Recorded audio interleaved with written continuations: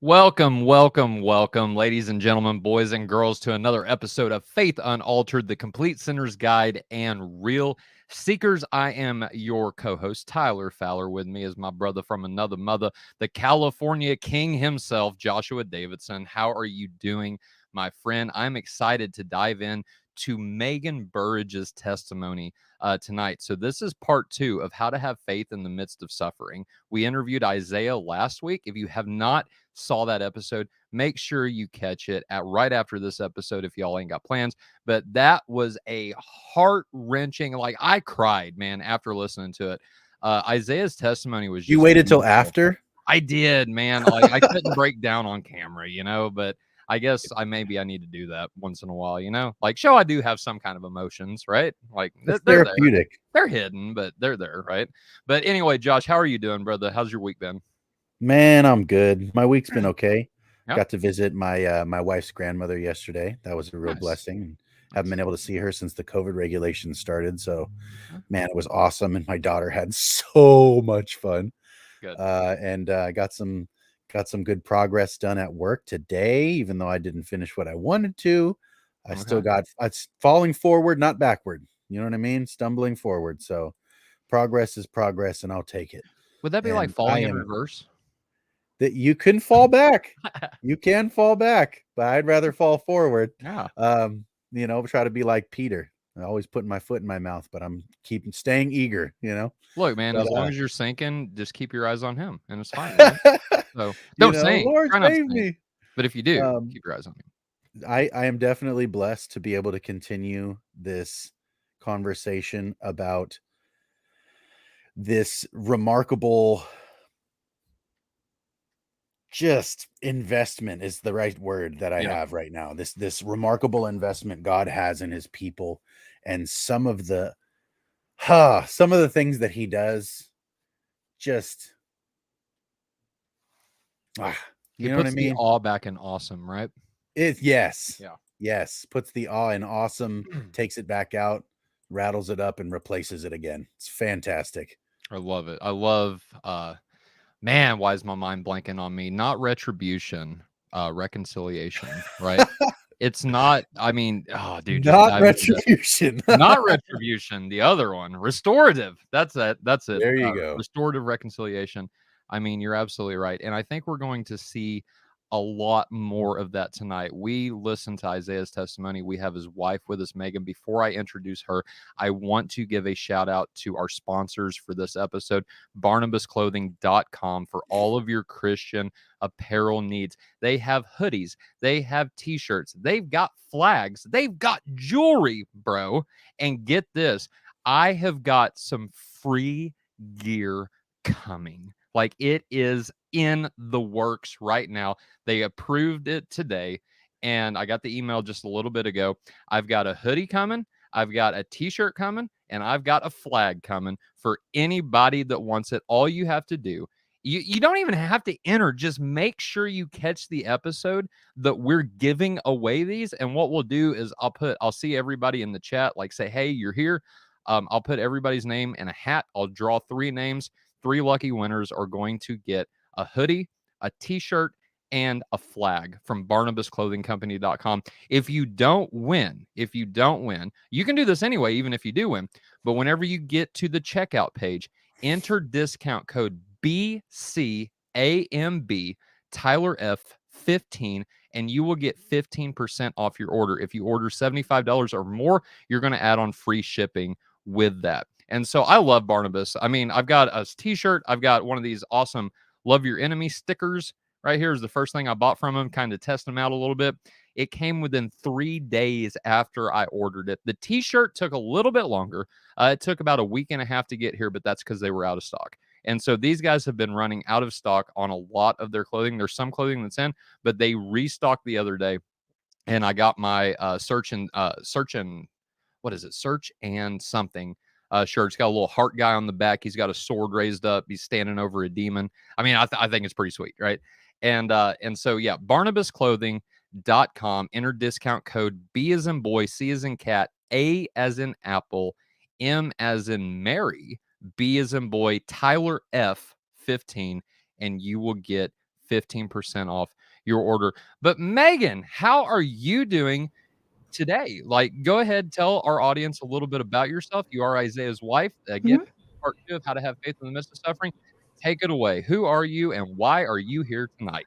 Hi, my name is Megan. I am so grateful that you're having me on tonight. I am so blessed to be able to share how Jesus saved me. I think testimonies need to be told because a lot of people need to hear the part of your story that you're afraid to tell because Yeah. that's what changes lives. I have been a Christian for about 4 years now. And like you said, I'm Isaiah's wife. We've been married for almost 4 years as well. Okay. I was raised Catholic, but like in name only. I went to private Catholic school from first grade to senior year. Okay. And I don't think I ever truly heard the gospel.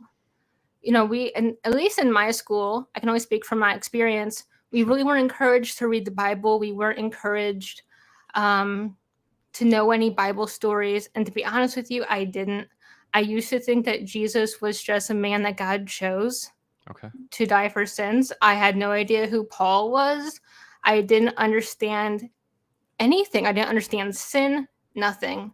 I just remember going to church, having to go to confession, and just not understanding really anything about the gospel. Wow. But I remember this turning point for me that took me to the path that I was on for over a decade.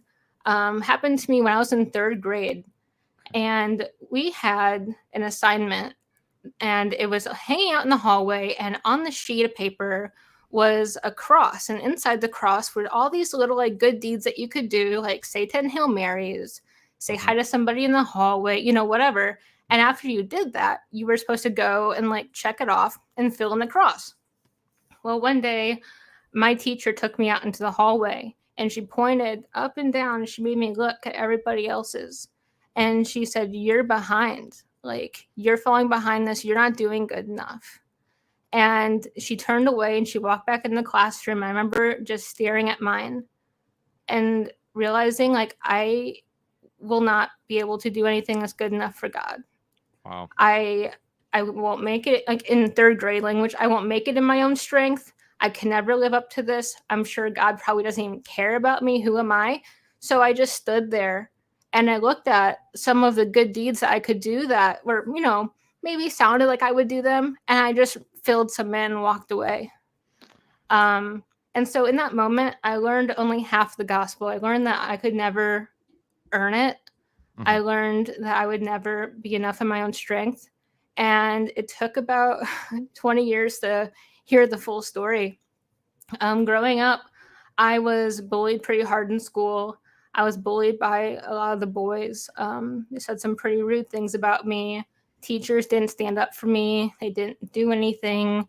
And I didn't have really any friends in grade school. I often sat alone at lunch and didn't eat. And I was one of those children that was truly depressed Mhm. um, for a long time. And in my late teens, I developed bipolar disorder.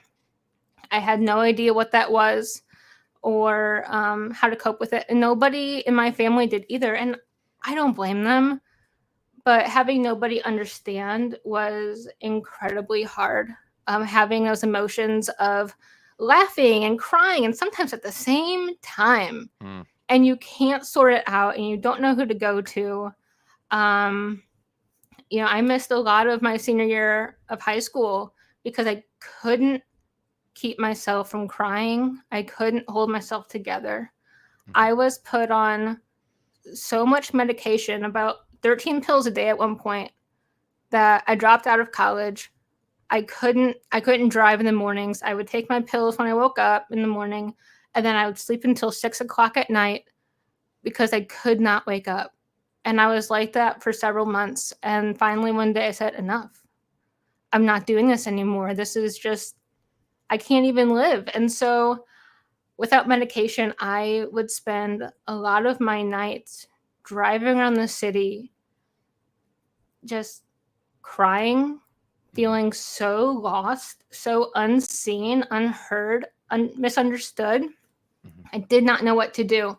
And I remember I drove to my childhood home, and I just sat outside of it and looked at it because I had moved a few years prior, and I wanted to go back to it for some reason. I sat there, I texted a friend, and I said how I was feeling. Like, I'm so lost. Like, I don't know what to do. And she said, of course you're feeling lost. It's the Mercury retrograde. And I was like, what in the world is that? What does that mean? Yeah. And she said, oh, it's like astrology. It's about like, when a planet in our galaxy appears to be going backwards because of the way it cycles around the Earth, it creates an illusion. And during that illusion, it's said by people who follow astrology, like, don't do anything serious during that time.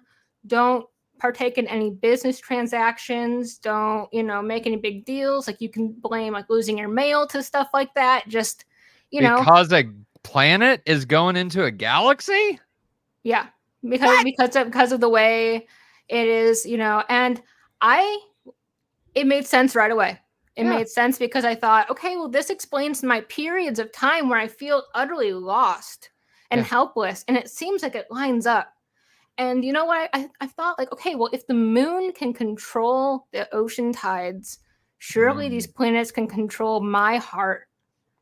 And so in that moment, that slowly started for me to start leading my life and guiding my life through astrology. And I'm not just talking about like, oh, I read the newspaper and I'm going to have a 5-star day because I'm Scorpio. And no, I mean like looking at the planets, looking at your natal chart, finding where planets are in the galaxy and how that affects my life and how I should go about living. So this is going beyond zodiac signs. Oh, yeah. Okay. Yeah, this is, I never even understood it fully because it's actually extremely complicated, mapping out planets and when and where this comet is and, and what house things are in, which is parts of space. What house? There's 12 houses for the 12 zodiacs. What? Okay. Yeah. So I never even got to that point of like mastering it, but I wanted to. I definitely wanted to. Well, let me jump in real quick, Megan. Yeah. What was the appeal to it? Was it because I noted you had said, if the moon can cause the tides to change, right? Obviously, this has an impact on me, right? Because some way we're connected. Was that the appeal, or was there something else that drew you to astrology? Looking back, I wanted a foundation. Okay. I wanted a guide. That makes sense. Yeah. Growing up, my parents unfortunately do not believe, and my deepest heart desire is that they will. I hope that they watch this and understand my story and who Jesus is. Yeah. But both my grandparents were Catholic, and people just said, "Oh, you need Jesus." Okay, but can you tell me who that is? So if I don't know who that is, I don't know what to do with that. So I just go, "Oh, Jesus," And like the secular world hears, they think, "Oh, Jesus is just so judgmental," like, and so that's what I thought for a lot of my life. And I wanted absolutely nothing to do with him. So I found that growing up, I've always wanted to be part of a community, have a foundation that would lead me and guide me. And so that's one reason astrology was so attractive to me, because it gave me that guide of something that I could count on. And, I started to believe in reincarnation. I thought that things that could have happened in my past life or lives affect me today. And that's why I have this weird phobia that I have. And that's why I have, this or whatever. And so I was like, oh, that must make sense. Like, we just keep living these lives and keep trying to learn and keep trying to like get to this, I don't know, state of nirvana or whatever like that. So I truly followed that. I used to be such an insecure person, just absolutely just no self-confidence whatsoever. I tried to find my identity in anything but myself, mostly in people and relationships and who I dated and clothes and, experiences and things like that. And when I was about 24 or so, 23, 24, I had been dating a guy for about 4 years. And I really love this guy, but he would not commit to me. He would not take a step forward because I wanted to get married. Mhm. I wanted to like have a life, and part of that was because I loved him, but part of that was also like I want to find my identity in this. Mhm. And when he wouldn't commit, I finally left. And I had kept hearing people say like, "Oh, like the people that like actually want you will pursue you. You Mhm. won't have to keep trying to make them want you." And it wasn't too long after I broke up with him, like I mean like weeks maybe, I met a person at a friend's backyard barbecue, and this person was transgender, and as far as I know, still is. There's no contact, and we don't have any mutual friends on Facebook. I make sure of that. Mm. But I'm not gonna say their name either, so I might just say he or them. Mhm. But this person is a male that transitioned to a female. So Okay. I used to call them she, Okay. but now I try to go and not lie, and so I'll say he or them. Can you give an age about how old or is he? He's probably 37 or 38 now. Okay. Okay. So he is at about the 7 or 8 year marker of transition. Okay. So I met this person and I was really confused. That was my first real experience with that. I didn't understand. I really didn't even talk to them that night. But we added each other on Facebook, and after a couple weeks, I started, kind of asking questions like, so like, how do you feel? Have you always felt this way? Like, Mhm. what do you do to like become a woman or whatever? And I learned about the shots and taking estrogen, and this person always felt this way growing up. And so the more I understood about them and transgenderism, the more I was like, well, me being a pagan, I believe in our own truth. And, if you would have asked me, because nobody in my new age life pressed me on anything. Mhm. But looking back, if someone would have pressed me on what is your truth, I would not know what to say. So you're still into astrology at this point then, right? Yes. Okay. Yes. Okay. Yes. And it only gets worse from there. Okay. Fair enough. And so this person started to pursue me, and we started off as friends, and then it became more than friends. Okay. And there was a day that we were out at one of my work parties. I used to be a hairstylist, and we had a very nice party because we won Salon of the Year. And my mom found a picture of us online because like we were like having our arms around each other in this picture. And when she saw it, she thought, oh no, like I know what that means. Mm. And so this person actually, before I met them, was studying to be a pastor.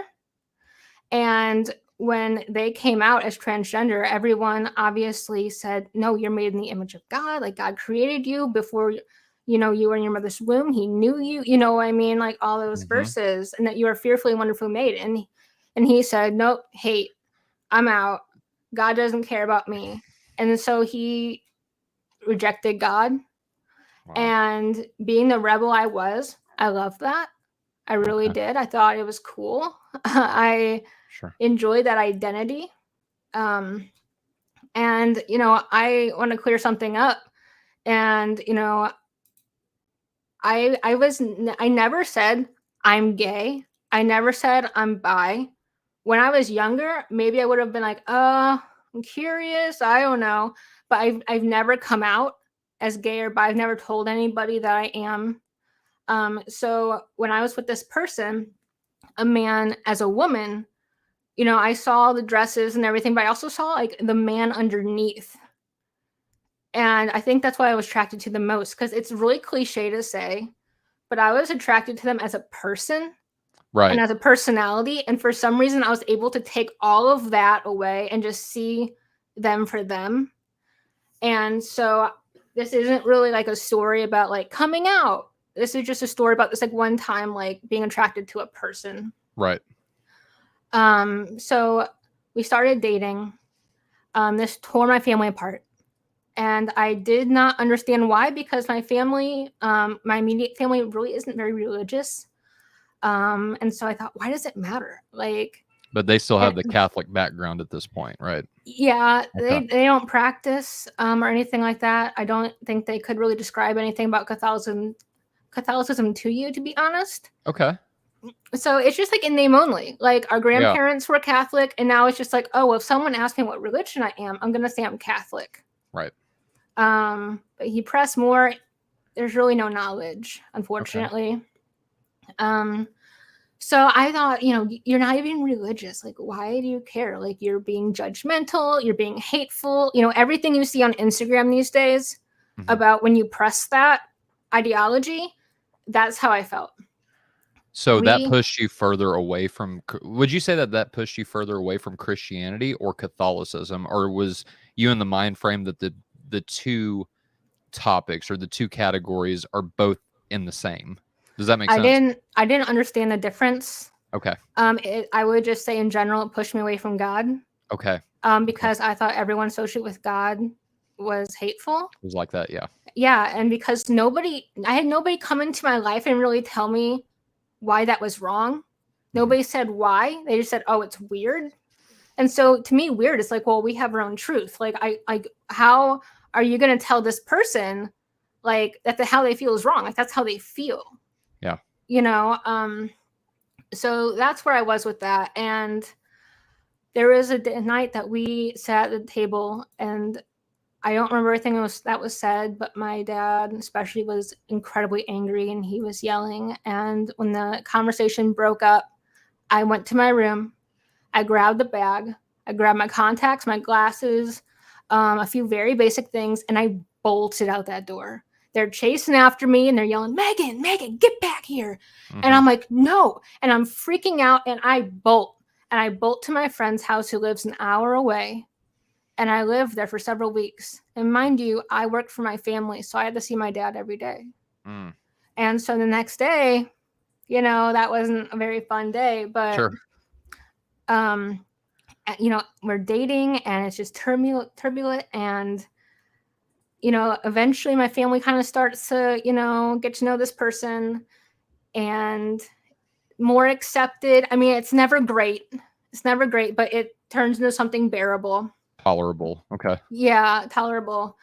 And when we got married, the exact day on the anniversary of me asking this person out, and I did not know this until way later, but my family was to my back, so I couldn't see them during the ceremony. But my dad wore sunglasses so that no one would see him cry. And that like really breaks my heart that like I did that to them. Because I would come home, because I still lived at home at that time before I ran away. And my dad would sit out in the garage drinking gin, and he would never do that. That is not who he was, and he did that for a long time. And looking back now at what I've done, I'm ashamed of it. I mean, part of me is like glad I went through it because now I had this amazing testimony. But I'm so upset about how I hurt my family, and at the time I had no idea. I had absolutely no idea. But I hated not having their support. I did, and coming up to the point of the wedding, I had a lot of thoughts about like, oh, like, should I do this? Like, I don't want to do this without my mom and dad's support. But I did it anyways, out of fear of calling it off, out of losing my identity that I just found with this new person. Yeah. Because we would, go out all the time. I would never say I was like a partier, I'd go out to dinner all the time and do all this extravagant stuff, at least for me. We would go on trips all the time, and it was just like so different and so fun. Yeah. But quickly after we got married, I realized that this was dysfunctional. I realized there's something not right here. I'm not sure what it is, but there's something not right about this. Was it like a series of events, or was it just like an intuition one day? You were like, something's off in the house or something. Well, I found that this person was very depressed. And they weren't, when we were dating, they weren't like that at all. But it was like once we got back from our trip, honeymoon, they became a different person. And I learned that they could not show me love and affection. They always had to have a new project. They always had to be doing something. I had to, one reason was, oh, well, maybe I just need a new vitamin. It'll make me feel better and they can give you more attention. Our marriage will be better. Or maybe if I just paint this wall this color, like the house will be brighter, like I'll be happier. I'll be able to love you then, and it's just like all these random arbitrary things that I was just like, okay, I guess like whatever works, and they would lock themselves in the bedroom a lot in the evenings and would leave me alone. And there was just nothing that I could do to make them love me or care about me. And now I know what that is. That is seeking Christ and fulfillment, because you will never find happiness or being content in anything besides Christ. And Amen. And being like an ex-pastor, they knew the truth. They denied the truth, but then they're still seeking, and you will never find it. I can promise you that. I know that for a fact. Everything in this world besides Christ is fleeting. And, especially for women or trying to be a woman, like we are marketed a lot of sayings such as, you are enough, you are worthy. But why do we need to repeat that so many times? It's because we're not enough on our own. We need Christ to save us. And so that's why that doesn't really stick, right? So I realized now in hindsight, that's what that person was doing, was seeking happiness. Happiness that I think modern day happiness is from the enemy, because we're constantly seeking this like ecstasy, this kind of a high of I'm happy all the time. But no, we're called to be content in our circumstances. We're called for joy. You can be happy sometimes, yeah, but we're called to be joyful. And that's where, we really experience life, I think, when we can look at circumstances in that way. After a while, I really started to miss dating just a man. I asked them to wear men's cologne. I asked them to wear men's clothing. They didn't really want to do that, understandably, and I felt very trapped in that relationship. I got tired of not being loved, not feeling cared for, of not being with somebody that I was 100% attracted to. I got tired of the politics of LGBT that you hear about a lot on Instagram, for example. I got tired, and I served him papers. And I became more depressed than ever. Each life circumstance, I'm just like more and more and more depressed. I'm thinking, I'm divorced at 26 years old. Who is going to want me? Like, really? And so I went full force into astrology, into tarot, into psychics, into Reiki, into crystals. I needed a foundation. I needed something to help me because I knew I could not help myself. I experienced severe, I guess I would call it spiritual warfare in a way. I experienced a lot of demonic activity that I couldn't get away from. These things started chasing me. I could hardly be in my house at night.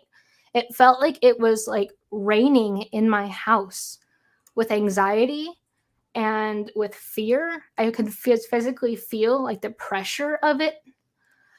I couldn't get them to go away either, no matter what I did. I've seen things in my house move. I've had things touch me. I've heard voices. I've heard demonic chanting. So many things. And I lived in fear for several years. Would you say like the voices that you heard, you said you saw things as well, the chanting, would you say that this is like an hallucination, or obviously was it physically? Like, I mean, what I mean by that is what you saw, right? Mm-hmm. Was this like a physical apparition that's in front of you, or do you think that you're maybe hallucinating or even dreaming at this point?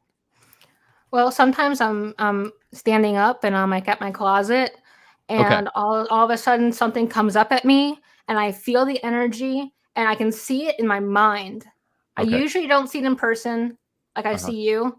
Yep. It's happened a few times, but usually I see it in my mind, and I see this black, faceless creature just staring at me and just like taunting me, and I just want to get out. So I've this is taken go ahead. Sorry, I didn't mean to no, interrupt. I've taken pictures in my home, and I've seen things in the picture, like blurs in the background, things like that. I've seen my pantry door open and close.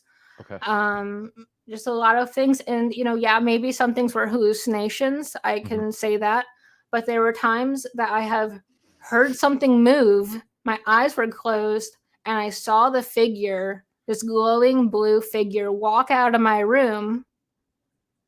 And so, I mean, I've encountered a lot of things like that, it wasn't like oh, this happened one time, like maybe not. It was like, nope, I know this happened because this has happened countless times.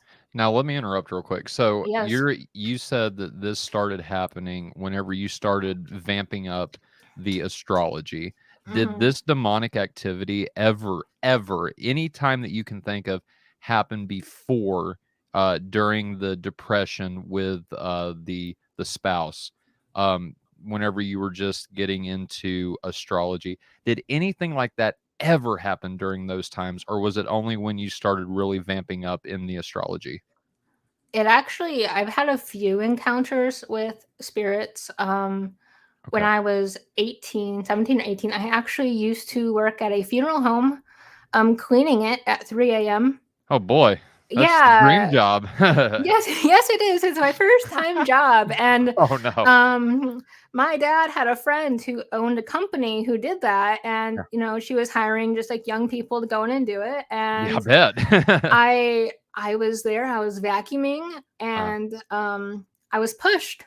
oh wow. I was pushed. I caught myself, but I felt this intense, like cool breeze push in my back, and Okay. then pull back out, and I was just like, what? And Mhm, I don't know how I didn't run. I was like paralyzed. mhm. But, I've also been with other people there, and we've heard voices like it's a crowded room, like there's a whole wake going on. We turn the corner, nobody Nothing. there. It's 10:30 at night. The elevator's going up and down, Yeah. on its own. And so after that, it calmed down for a while. Okay. I wasn't really into enough really outside of that building, Okay. but then it really ramped up once I got into astrology full time.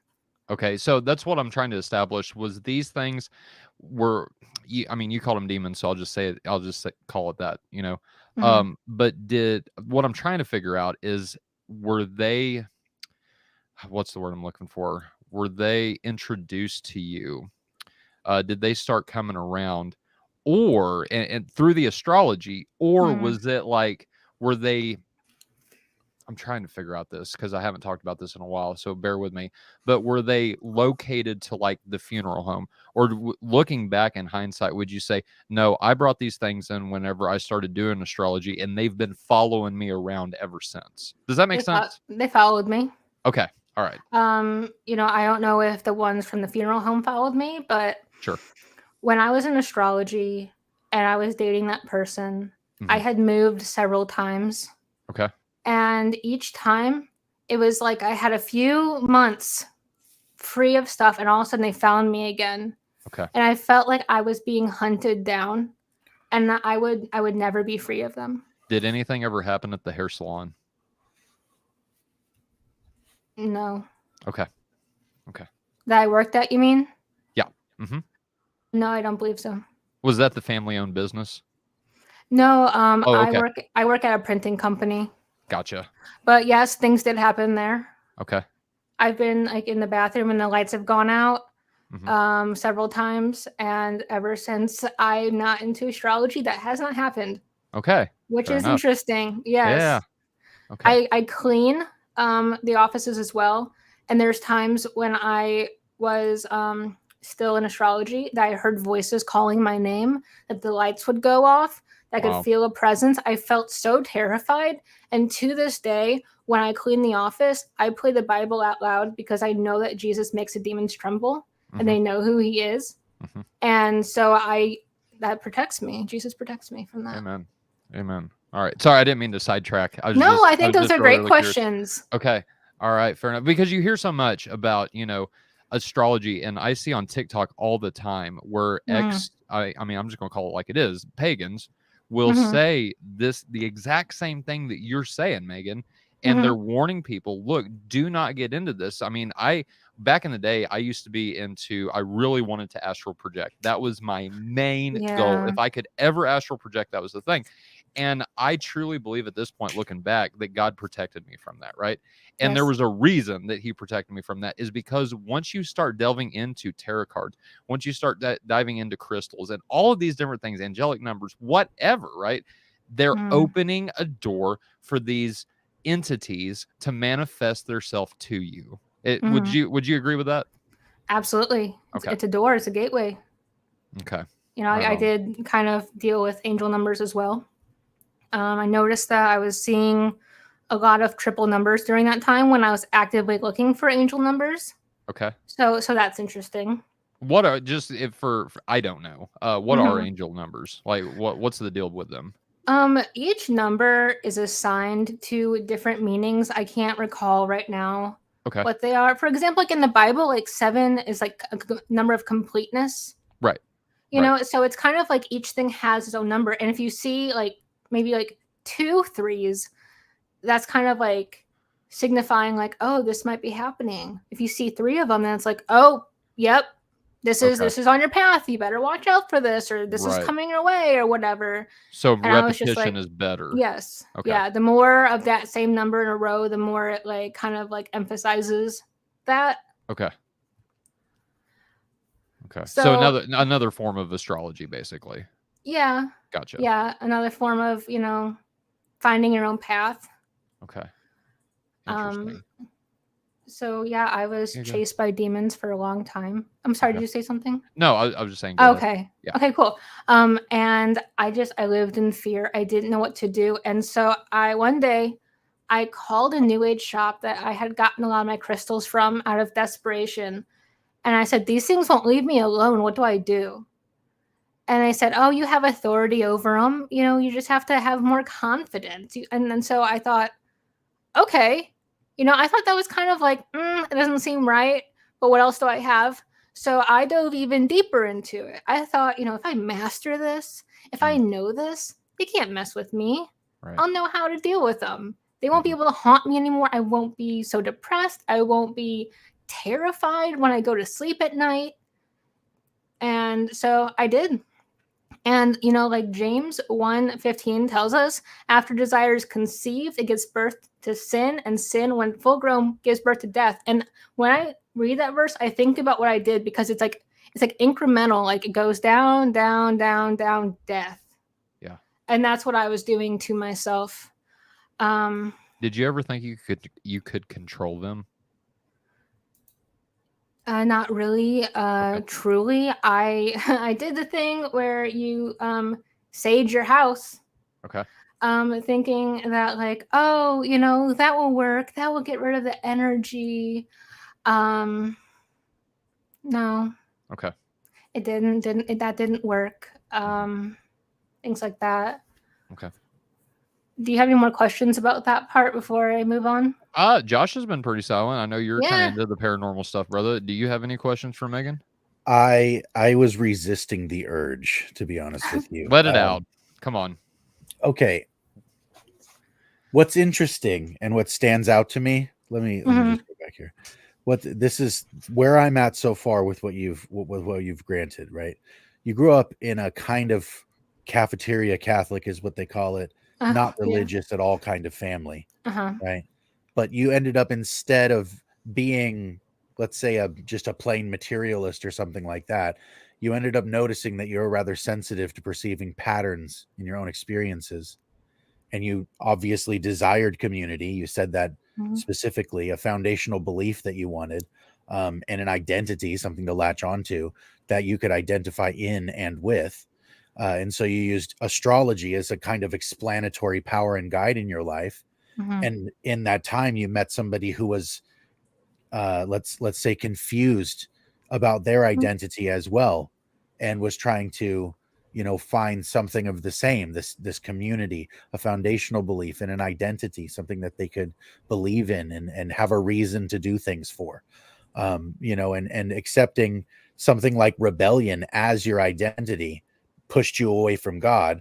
And you feel like you're inflicting your decisions onto your family and your friends, and you feel guilty and stuff. Then you have this internal kind of trapped feeling about the marriage and the whole thing. And then the culmination of all those things together puts you in a position to start interacting almost willfully, but still ignorantly, with the darkness that you were kind of swimming in. You know what I Mhm. mean? So it's like Yeah. all that you're describing are things that I can see, let's say, narratively bringing you further and further. And as you descend, it's kind of like faster. Yes. You're just gaining speed. And so obviously there's only two kinds of stories: a tragedy or a redemption story. And so I can see, kind of where the motif is going. But it's like, Mhm. I almost keep wanting to ask, like, the knowledge that you had, or the experiences, I don't know how, like, let's say, intellectual you got about the astrology and the beliefs and stuff. You said your friends never really challenged you on anything, so I expect you weren't really like, like debating your friends about certain different facets of how, let's say, the enchantment of life worked, right? No. But like, you have, let's say, some knowledge about what it was you were seeking at the time. Does Mhm. any of that stuff have any overlap into your Christianity, or was it all completely bunk? Um, I kind of want to ask if you can rephrase that last part a little differently to make sure I understand. Okay, so like all of the things that you learned about, like, you had this correlation idea. The Mhm. moon does things to the tides. Why can't the planets do things to me and my heart, my circumstances, my situation, the energy around me, whatever? Oh, okay. Is there anything that you learned from like that worldview that you were illustrating?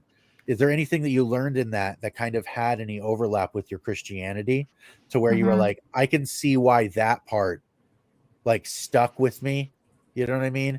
But it was wrong Mhm. because of this, but I can see where it was going. You know what I mean? Like that kind of Yeah. thing. Is there anything that like tied over into where you are now, that you can say, oh, this is what the person who's in astrology, this is what they're missing. They need to see this part, and then it won't lead them into magic. It'll lead them into the arms of God. I believe it's Romans 1:25 says that um, they denied the truth and worship the creation rather than the creator, who is to be praised forever and ever. Amen. I worship the creation, not the creator. And so when I put myself, like, I'm going to get to it a little bit, but like, I thought like the universe, whatever that means, was sending me signs. Right. And I thought there was something bigger than me, and that is God, who was in the beginning. And so that kind of translated over. Something that brought me to faith was that I, for some reason, did not realize that in the Bible, like, there are spiritual beings. Yeah. I just never thought about it, you know. But one thing, when I said like I can't be a Christian because I believe in demons, I've been haunted by these things, I know that they're real, and I was told like, oh well, we believe in that too. I go, you do, huh? And then I started seeing a few common ground things that, like, eventually, as we'll get into that part of my story, I'm starting to make that shift of like, well, I'm not accountable to the universe, I'm accountable to God. I'm worshiping what he created, Gotcha. not the creator who is bigger than the created thing that came before the created thing. I'm like worshiping plan B. Like, this isn't any good. Like, this doesn't help me. The universe doesn't care about you. Crystals don't care about you. You know what I mean? I did Reiki. I don't know if you know what Reiki is, but basically it's like energy healing. I use scare quotes because, obvious reasons. And I've done it a few times, and I'm laying on a table, and like there's something called like chakras, if you've heard of that. It's like energy. And so like what she's doing is she's trying to make my chakras go in the right direction to like balance the flow of energy in my body to heal me from trauma. And so as I'm laying on this table, my eyes are closed. I can see smoke spinning around, and it's purple, and it's just spiraling, and I'm like seeing visions and things like that. And then all of a sudden, like I feel all these beings like walk in the room, and I'm surrounded by people, and I say, "Who's in the room?" And she says, "Archangel Michael." And I'm like, okay. But I mean, I'm convinced that it was not him at this point. But she wanted to heal me, and she did something called cord cutting, which is just about trying to remove energy from people. Like if you work in like a very public job, you come home, you feel worn out because there's so much energy on you. And then she wanted to remove that from me and like heal me. So Reiki is about like removing that and like aligning you, but it opens you up to so much evil. So let's back up real quick, Megan. So okay. So Reiki, then you call someone and make like an appointment to go to this person's house, or is it like a clinic, or describe to me what the environment there is like? So yeah, it's kind of like if you make an appointment for a massage, you schedule your time and your day. It's an hour long. Okay. I went to a local crystal shop. There's, if you find a crystal shop, it's usually a new age shop. Okay. And they do tarot readings. They have psychics. Palm readings, maybe. Yeah, definitely that, teaching anything and everything about how to get through this life in your own strength, pretty much, all the crystals and things like that. So after, can you describe, I mean, I know you went into a little bit of detail, so walk me through, so you walk in the door, you got your appointment made, you walk in the door, the person leads you to a back room, I'm assuming, and then you said you lay down on a table, and what are they doing? So you're sitting there with your eyes closed, right? What exactly is the person that's performing this operation, I guess, technical word, right? What they're removing something from your body, right? That you can't physically see, hear, or touch. It's energy. So describe, what are they doing exactly while they're performing this procedure? She is calling on beings to heal me. Okay. She is standing over me like this. Okay. And she's trying to channel energy and beings to come and heal me. And throughout, I'm seeing the smoke swirl, and with each chakra, the color changes. Like up here is, I believe up here is where purple was. So when she was up here, I'm seeing purple. Down around your hip, with your sacral area, that's like the red. So you'd see the red. Okay, so hold on. So your eyes are closed, right? You're not looking at yourself, right? Okay. So while she's moving, so whenever I close my eyes, I see dark eyelids, right? So she's around your head, you're seeing purple. Then whenever she moves down to around your sacral, you said you see, what color was it? Red? Red, yeah. So that's what you're seeing. It goes like a rainbow. The colors will change as you go down your body. And you're actually seeing this? Yeah, I'm actually seeing it. And I'm like, well, at least I know it works. Right, that's what I'm thinking. Like, it's like this background, this background of this picture that we're all on with the smoke. It's like, imagine that in different colors, but it's swirling around. Okay. Consistently. Okay, right. It's actually moving. Sure. Yeah. Okay. Go ahead. And she's calling on beings. I'm not sure exactly who she thinks they are. I know they're not of God now. Did she say Michael the Archangel, or yes? What was some of the names that she said? Michael, Raphael. Who's the other big one in Catholicism? Gabriel. Yes, Gabriel. She thinks that she's calling on those three. Okay. And then so I actually feel people enter the room. It feels like I'm in a crowded room. Okay.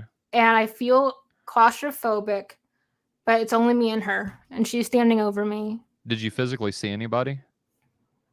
Or is this just a No, feeling like you're in a crowded room?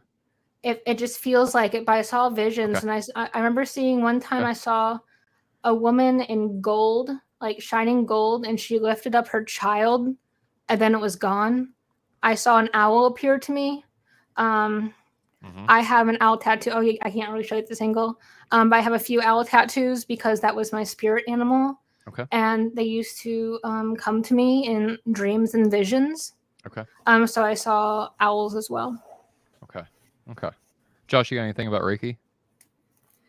No, I'm just all too familiar with the power of things like well, let's just say human experience is something that I think is more fundamental than the material around us. So being somebody who's rather a mystic himself, even as a Christian, I believe that the unseen things are almost more real than the seen things. And so I don't discount human experience like a lot of people would. And so I really don't have anything to add. You're covering this very, very, very well. Like I like the way that you're describing it, trying to, go into the detail of the way the colors kind of, the spectrum and seeing the way that it would kind of descend down your body and so forth.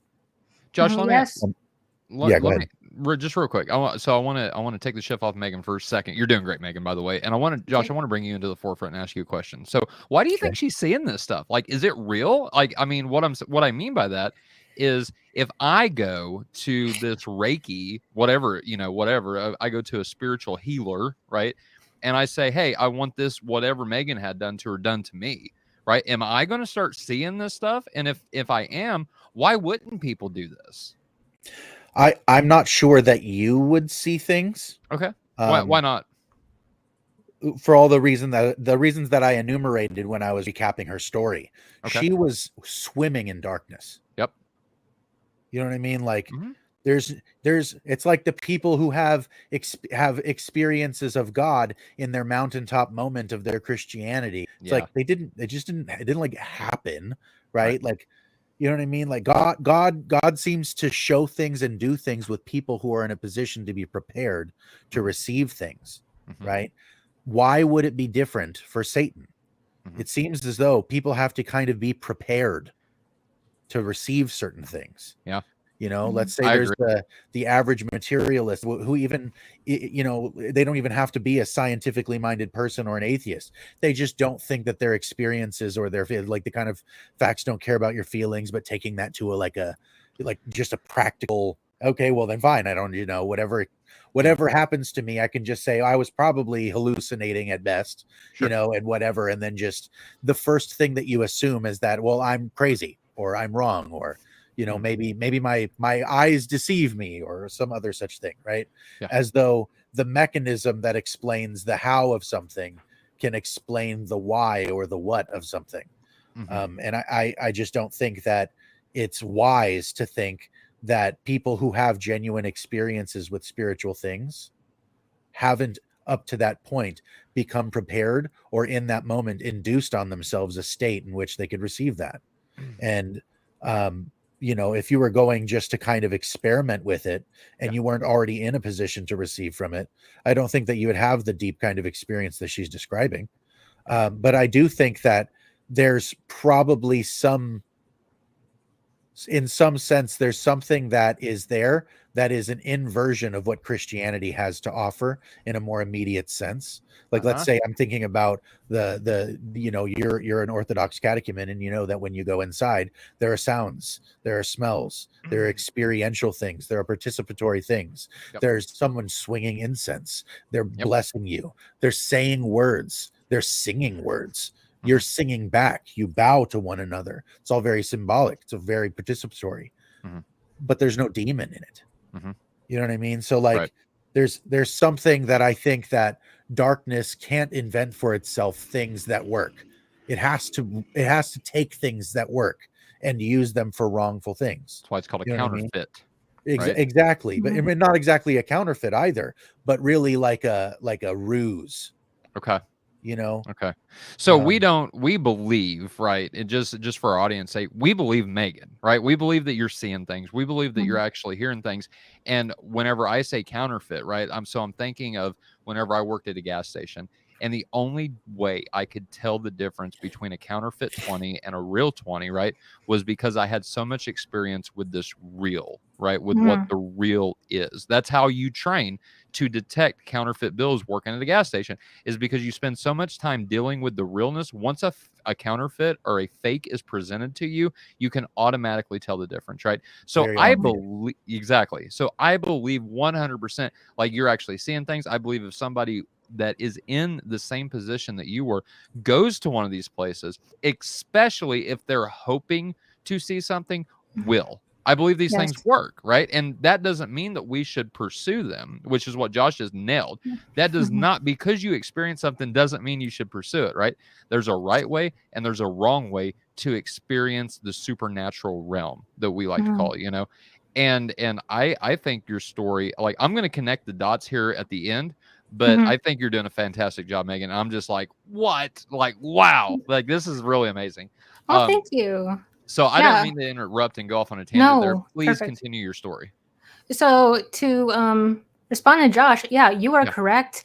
I was like an open house with an unlocked door. Come on in. I'm trying to find the truth. Anything that finds me, I want to know. I want to find it. Yeah. So anything that wanted to find me did. Um, and then to answer your question from before, I'll probably find more answers too. What I brought from that over to Christianity is spiritual warfare. And I just want to read a verse so that people Mm, know what I'm talking about. And it's from mhm. Ephesians 6. And it says, finally, be strong in the Lord and in the strength of his might. Put on the whole armor of God that you may be able to stand against the schemes of the devil. For we do not wrestle against flesh and blood, but against the rulers, against the authorities, against the cosmic powers over this present darkness, against the spiritual forces of evil in the heavenly places. And that is what I experienced. But I didn't understand that there was a side of good. In this world we have to have duality. I did not understand that. Yeah. I didn't understand that with you can't have good without evil or evil without good. To compare. So I only saw the bad. But you saw that there was something like a hierarchy, that there was power. Mm-hmm. You saw, like, I think that's one of the more drastic parts of the experiential thing. And it's not like God can't be experienced in power, because I think we're all aware that he can. Mm-hmm. But it seems as though God's not interested mainly in the experience of his power and his raw awesomeness and I'm going to cry because of the right worship song and all of these kind of things. Um, for the reasons you described, and I was trying to recap just now, is that if you're chasing the experience and you're doing it, like you said, the universe, energy, things like that, you're what you're doing and what you're aiming at, and the things that you desired, Mm-hmm. community, a sense of foundation and something that can guide you, and also an identity. Mm-hmm. Those things don't happen without a person. Mm-hmm. And so God is a person. Like, that's I think what's missing. It's like God's a Yeah. person. Yeah. And if you want community, you don't have community with objects. You have Yeah. community with a person. If you want something to guide you, you don't have community and guidance from objects, right? You have community and guidance from persons. And if you want an Mm-hmm. identity isn't negotiated with objects. It's negotiated with public, with people, Mm-hmm. society. You know what I Yeah. mean? So it's like, those are the things that I think, for me, would be like, when you were experiencing those things, these dark entities were keeping you isolated, I am assuming. Yes. Yeah, because society, Mm-hmm. community, identity, And my they're identity trying was to in keep that. that from you because it's what you wanted. Yeah, my identity. Although I was terrified to be alone in my own home, especially at night, Mhm. I almost craved spiritual communication because it made me mysterious. It gave me identity of like, oh, I have no story. Oh, like this happened. A lot of people that I knew didn't mess with that kind of stuff. And I thought it gave me cliche, it gave me an edge, it gave me this personality. And it's like, oh well, that's Megan. She's the one that does all that stuff. Yeah. And I found my identity in that, and that's why I continued to chase it. Okay. So after that, I dated a guy. At this point, this is several months after my divorce. Okay. I dated a guy for a few months, and we were getting along really well. But then he started to manipulate me, guilt me. At one point, he slapped me on the hand and started to become more threatening to me. So I left. And I remember on New Year's Eve, I spent it all alone. And I remember sitting on my bed crying while the fireworks are going off. And at this point, I'm like praying to the universe and like, God, if he exists or like anything out there, I'll take anything. Will you send me a good man? Will you send me a man that cares about me? And I was on a dating website and I woke up in the morning and I found a message from Isaiah. And, we quickly met a few days later and we started dating. And he wants me to say this for him. You guys asked me the other day if he was ever bitter with God. Yeah. And in the moment he didn't really think about it, but he was bitter with God when his first wife left him. Okay. One day, she's from Maryland, and her grandmother was very ill. Okay. So she was going to go back to be with her while she was, I guess, dying or on hospice. Obviously wasn't there. Yeah. And she never came back. Oh. And so he was very bitter with God about, like, I'm trying to be a godly husband and a godly man. Yeah. And she left and would not reconcile. So during that time, he was bitter. Mm-hmm. And that is kind of why we were dating, because he didn't care so much about his faith. Yeah.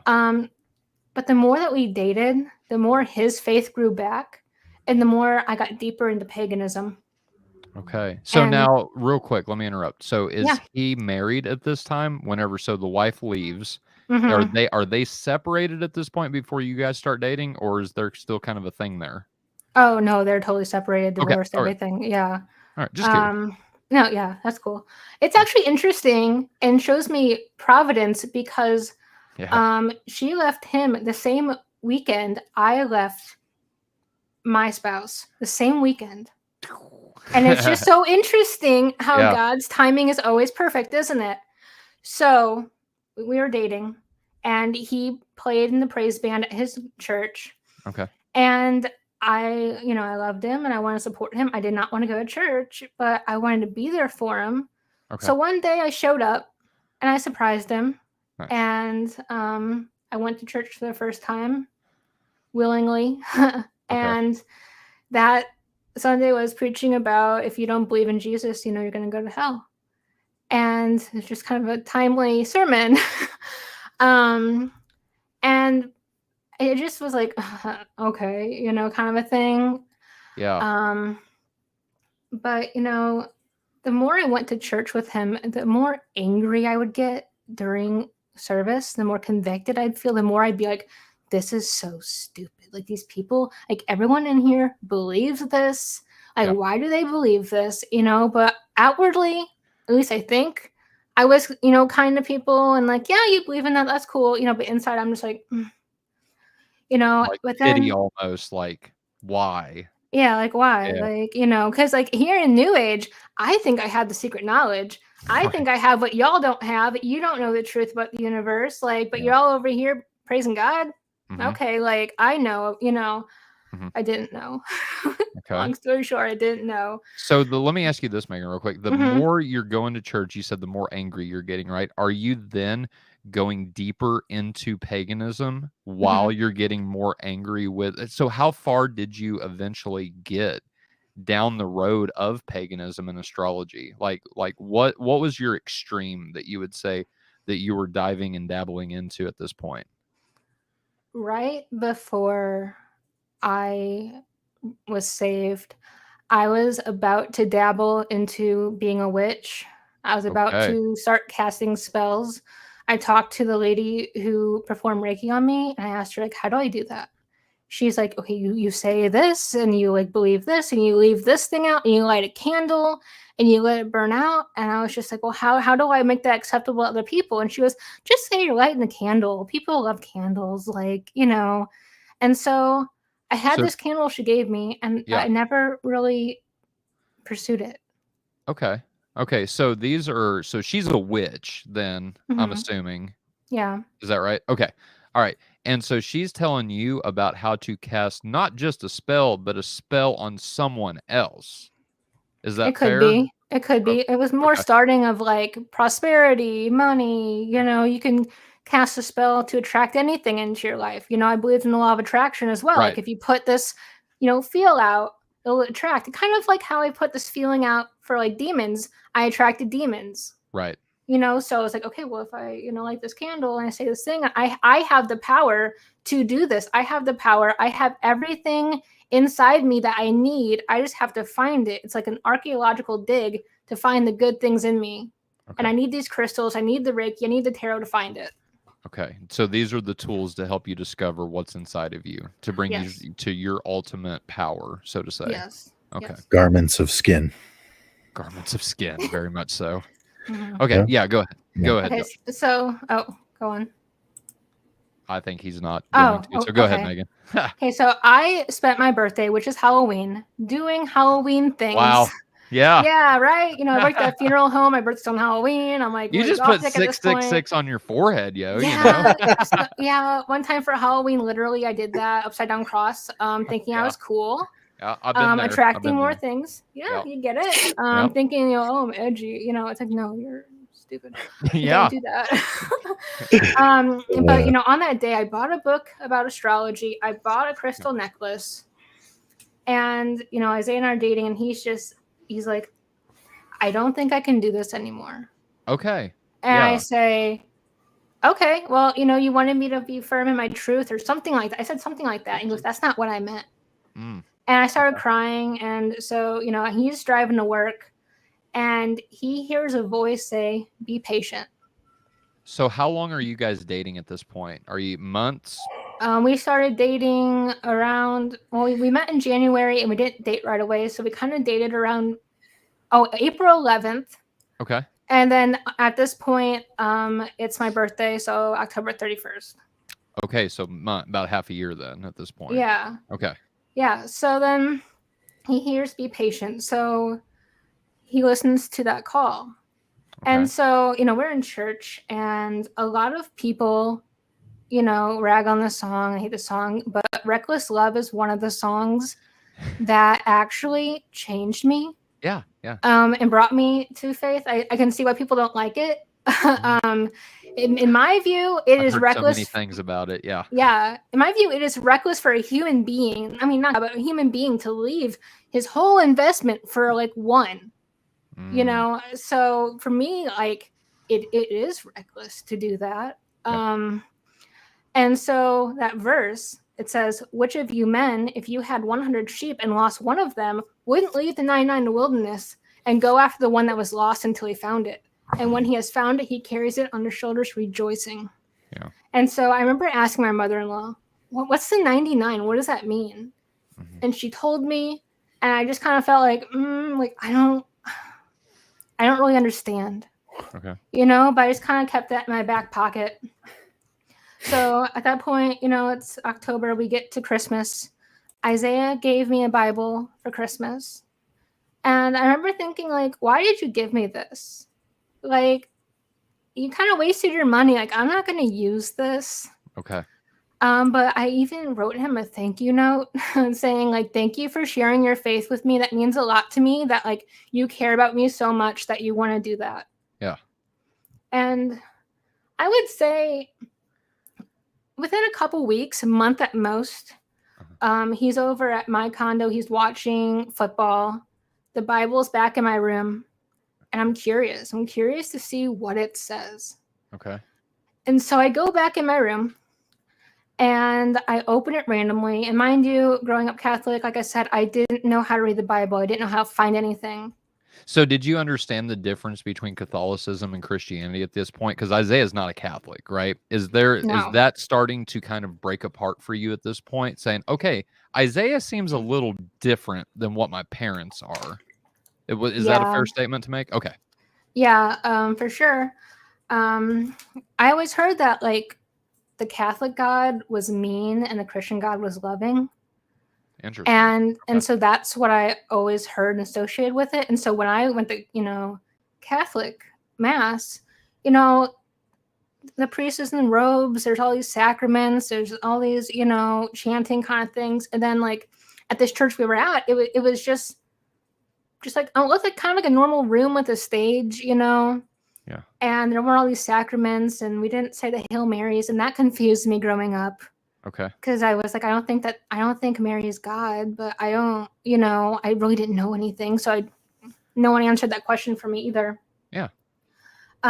So I'm back in the bedroom at this point. I flip open my Bible, totally random. And I want you to keep in mind for the rest of my conversion story that I believe in signs, and I believe that what happens to me is sent to me on purpose. There's no such thing as a coincidence. Yeah. And that this is going to guide me. Okay, so I open up to the book of Ezekiel, and I don't remember the verse at this point because I didn't care to remember it, but it said the rebellious pagans must turn back. And I go, oh, okay. And I knew, because of my beliefs, I knew that was for me. And I was like, I want something that feels better. Okay. I closed it. I opened it up to Acts, Lydia, the first pagan convert. And in that moment, I said, something's coming. I don't know what. I don't know how, but something's coming. That's going to be me. I'm not there, but it's going to be me. So before we go there, right? Mm-hmm. So you're diving into paganism. It sounds like for years at this point, but it almost sounded like you just meant, you didn't say it, but it kind of in my mind, the way I took it was you wasn't really getting any satisfaction from this paganism. Is that fair? That's fair, because since I kept going deeper, I kept thinking, oh, I'll find it. Okay. And then I never, ever did. Gotcha. You learn something new. You get a new crystal. I really thought the crystals could heal you. I thought the energy that they gave off would help me with things. I spent money on crystals thinking that they would heal me, and they didn't. And we'll find out that a little bit with my last crystal. Okay. So I'm reading that, and I'm just like, okay. I don't remember if I told Isaiah that happened right away or not. I don't remember what happened after that. Okay. But I remember, within the next, week or so, I felt so empty and depressed, and, a feeling I've never felt before and haven't felt since. But I felt like if I would, go like this on my chest, that it would ring out hollow, because there was nothing in me. There was just nothing. It was gone. I didn't care about the crystals. I didn't care about astrology. I was like, this is nothing. This is nothing. And I want to explain one of the crystals, because I want you to see how contrary to the gospel it is. Okay. So this is the last crystal I ever bought. It's kind of hard to see, but it's purple. It's actually very pretty. It is called Udiolite. Okay. And I'm going to read the description for you of why I bought it, and I want you to see how contrary to the gospel it is. Yeah. And this is why I wanted it. It says, it opens us up to wisdom of the heart, teaching us how we can work on ourselves to heal and balance the emotions rather than looking outward for the solution. Look inward. UD Light is a powerful guide for diving into the heart, as it empowers one to face depression and self-dissatisfaction so that one may find the underlying cause of these feelings. It promotes absent forgiveness of the self and others, as well as self-love, releasing one from the negativity caused by fear, guilt, anger, and sorrow. This provides us with the time and focus to work on ourselves and learn from our, in scare quotes, mistakes. So this is telling me I can forgive myself. I'm not accountable to anyone but myself. I look inward for my solutions, not outward. Later I'll learn that I look outward to Christ. But here I'm like, okay, I'm on my own. And you know what? I think this is how I describe New Age paganism, is that I was like a dog roaming the streets with a leash in my mouth, trying to lead myself. Nobody guided me. And then when Jesus saved me, it's kind of cheesy, but he took that leash. He took me home. He gave me a new home. He cleaned me up. He adopted me. He made me part of his family. And I was his. And now he leads me. And that's how I view it. And that's how I think about it. Okay. I like Are it. you familiar with C.S. Lewis? A little bit, but to be honest, I really haven't read anything by him. Okay. If you ever get around to reading anything by him, I think you would really appreciate it. He uses exactly that analogy Oh, to really? explain why it is that we take dogs into our homes, is because they're so nearly lovable that we take the extra step to make them acceptable and lovable to us by bringing them Oh, into our home and making them like us. It's What exactly what God does with us. what book is that from, Josh?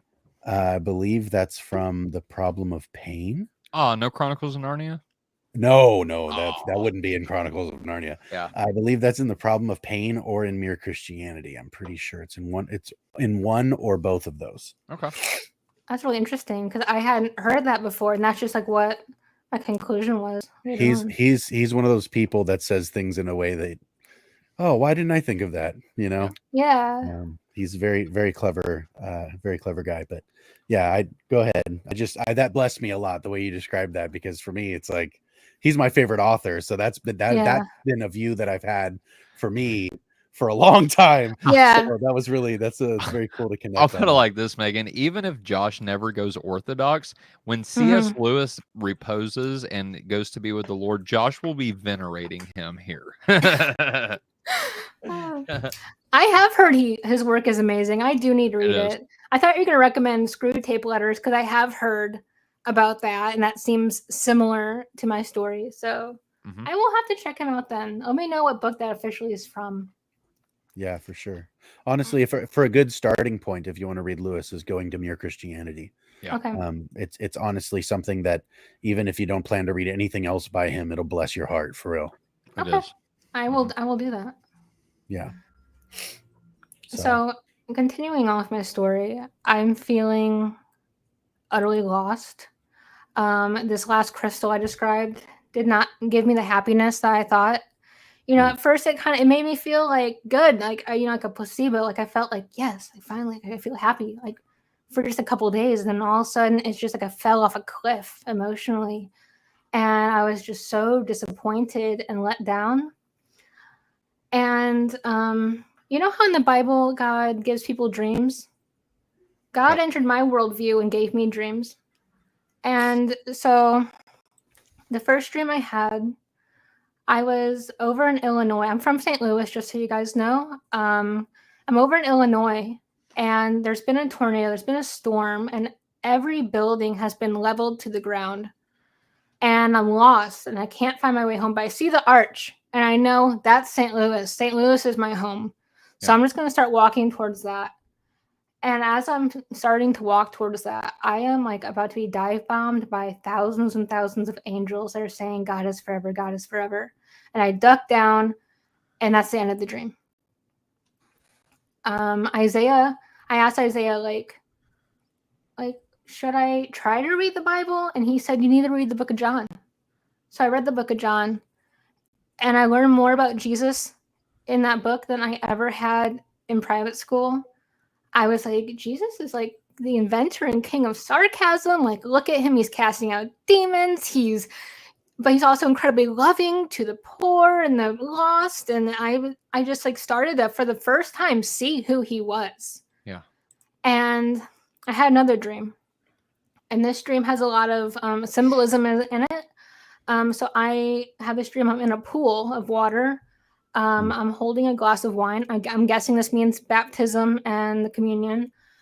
And this man comes up to me and he says, tell me about your pain and depression. And I'm like, no, that's a weird way to introduce yourself to somebody, you know? And he's like, I know how you feel. But I want you to tell me. Like, he's asked me to be vulnerable with him after I just meet him. Yeah. And I say, no, like, why would you care about me? Like, you don't know me. I'm beyond help. I'm not worth it. I have no worth. Like, give up on me. See ya. Yeah. He goes, no, Megan, I know you love art. I know you love to draw. Should I create something for me to see that can show me the pain that you feel? And so I'm like, all right. And so suddenly I'm in the most beautiful library I think I'll ever see. And it's one of those ones that's stories and stories and stories high, and they have those beautiful, beautiful wooden ladders that slide. And it's like, if you ever seen Beauty and the Beast or whatever, like, there's just books everywhere, and it's just, it's so ornate and gorgeous. And I'm sitting here feeling like a second grader sitting at a table trying to cut paper to make a project to show this random man how I feel and how depressed I am. Yeah. And I don't remember if I even knew what I was trying to create, but I remember like trying to cut paper, and it just the shears just keep sliding on themselves. They won't cut. And I'm like, I'm stupid. Like, I can't even cut paper. Like, I'm worthless. This guy cannot help me.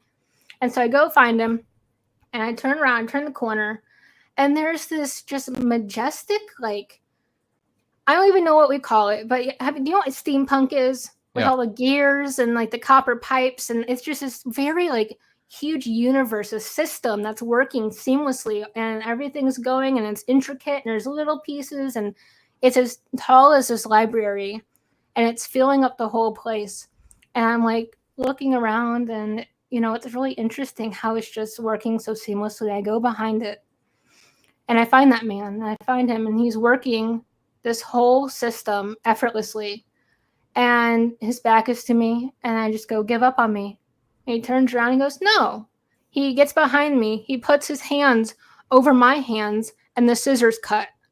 And I woke up, and I confessed faith in Christ. Because I knew it was him. I knew he saw me in my pain. I knew that he called me out. One of my favorite verses is Genesis 16:13. It says, so she called the name of the Lord who spoke to her. You are a God of seeing, for she said, truly, here I have seen the one who looks after me. Hagar. Yes, and that's how I felt. In my distress, in my life, he looked after me. And that is one of my favorite verses, because that's exactly how it felt. So you really had... You are not wrong that your dream is full of symbolism. That was pretty engaging. Tyler knows my thing with dreams, but I've confessed many to Josh. that was unique. I would love to pick at that more, but that's for another time. Okay. I think the coolest part though about what you brought out was that when you turned a corner, which is there, that's deeply symbolic on its own, but you turned a corner and things changed. Not only did you see the library, you saw the whole interworking of everything. Not only was there knowledge and wisdom just painted all over every corner of what was around you, but you also saw that the universe had an owner operator. I love that. I think that's my favorite part of your dream, is that you're like, wait a minute, like, okay, it's not the books, it's not the shelves, oh geez, it's the motorcycles. It's not the motorcycles. It's not, and it's like there's something that's going on behind this, which was what I was talking about earlier, is the unseen things, and how that it's almost more real, right? So for that entire time of your experience of, like you said, relying on this impersonal force or the universe or energy or whatever, or mediums to get lesser spirits to do things, like within that frame of operation, the way that God approaches you is, I think, really appropriate. You know what I mean? So the fact that I just really love that the universe had an owner operator. You're like, oh, he's the guy. And you're like, well, then I'm talking to you now. Right. Yeah. And so in your dream, you didn't have to learn how to pray. It just is what you're doing now. Yeah. And, I also find it fascinating that he was working it so seamlessly, because the Bible, I don't know if it's First Kings or Second Kings, but somebody in there says, nothing is too hard for you, God. Nothing is too hard. And that's the thing. He's working the whole universe, and it's not even challenging to him. Yeah. Yeah. I think that's one of those things where if God's kind of, working past here and just getting to here, right? And then it slowly works its way back up, like it's really cool. And so from that point in your conversion, because that was a kind of conversion moment in the dream itself, is when you really began to speak to him, was like, well, now I know that you're here. Well, I, for Yes. whatever reason, already trust you. So you know, I'm just going to tell you outright, I'm probably not worth your time. And he's like, no, I'm not, I don't play that game. You know what I mean? Like that. I think Yeah. that response is perfect. From that moment, did you finally feel like, did he make you feel like part of that you could be part of a community, and that he, like, because you obviously felt he was going to guide you like that, or you wouldn't have said something. Yeah. So that part is there. Did you feel the community and identity right away? No, not yet. I just knew suddenly that I was accountable to something or someone. Ooh, okay. That it was no longer about me guiding myself, but there's somebody else that I'm accountable to. And he literally left the 99 to come get me. Like, he made the effort to come get me, put me on his shoulder with me kicking and screaming, and said, "No, you're done.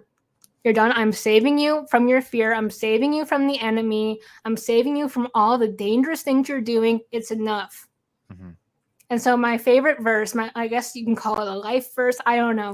This describes how I feel about being saved by Jesus Christ. It says, it's Psalm 40, by the way. It says, "I waited patiently for the Lord. He inclined to me and he heard my cry. He drew me up from the pit of destruction, out of the miry bog, and he set my feet upon a rock, making my steps secure. He put a new song in my mouth, a song of praise to our God. Many will see and fear and put their trust in the Lord." And that's what he did. He saw me. I didn't know I was crying to him, but I was crying. He came, he rescued me, he pulled me out of the darkness, he put me on a firm foundation, and he goes, "You're going to sing to me now, you're going to praise me, you're going to follow me, and I'm going to protect you, I'm going to be your shepherd." And that perfectly, I think, sums up the last hour and a half of that's what he did for me. Yeah. You know, I find that absolutely fascinating. And first of all, real quick, just a real quick interjection. For our audience, I see our comments going just absolutely crazy with people crying, with people saying, "I love this." Y'all help us out. Help us get this episode out. I told Megan right before we went live is that I absolutely loved the conversation we had with her husband last week. And I know this one is going to be similar. And if not, Megan, I think it's exceeded those expectations, to be perfectly honest with you. But if you like this video, please hit the thumbs up. If you're on Facebook watching, hit the little heart. You know, love this, like it, share it, comment so the YouTube algorithms can hear Megan's story. I really think this needs to be pushed because there's so many people involved in astrology, in paganism. Let's just call it what it is. And here's the thing that gets me, Megan. I thank you for bringing up that last crystal, because the thing that's been going through my mind ever since you brought that up is the passage, "Man shall not be alone. It is not good for man to be alone." And this whole time, for the past hour and a half, you summarized it perfectly in that statement you just made, right? It's about me. It's about me. I have the power to do this. I can do this. Blah, blah, blah, blah, blah. Me, me, me, me, me. That only leads to narcissism, in my opinion, narcissism and tyranny, right? And it's not about that. So in my mind, I see what you're saying is that it's so anti-gospel, because once we actually take off the leaves that we put on ourselves to cover up for our shame and whatever, right? The works of our hands, and we give it to God and he clothes us in his righteousness. I mean, this is what people are seeking. This is what you were seeking, this purpose, this identity, my identity, Josh's identity, and now your identity. We have an identity. It's just in Christ and not in the world. And so I love how this is turning out. So please continue. Yeah, and before we get into part of the faith and suffering part, I just want to throw out that, like, you were very correct, because if you go to Barnes & Noble, you go to Five Below, look at the self-help books, look at the tables. It's all crystals. It's all tarot cards. It's all about angel numbers. I mean, everywhere you go, it's about, you can do this for yourself. You can do this for yourself. You can grow this way. And it's marketed, and it's specifically marketed mostly towards women, because women are more insecure. They're trying to find their worth more. And so it's typically pushed, at least in my opinion, pushed more towards us women who are looking for that and looking to be accepted and looking to be loved. And we're just like, oh, if I like have this crystal, you know, like the green one, I use this one. This is called aventurine. It's supposed to attract love. Yeah. This is selenite. this is supposed to help you reach higher powers. Yeah. Maybe it works. I obviously talk to some things, but I don't know. But it's like you look in society, you go out in the world.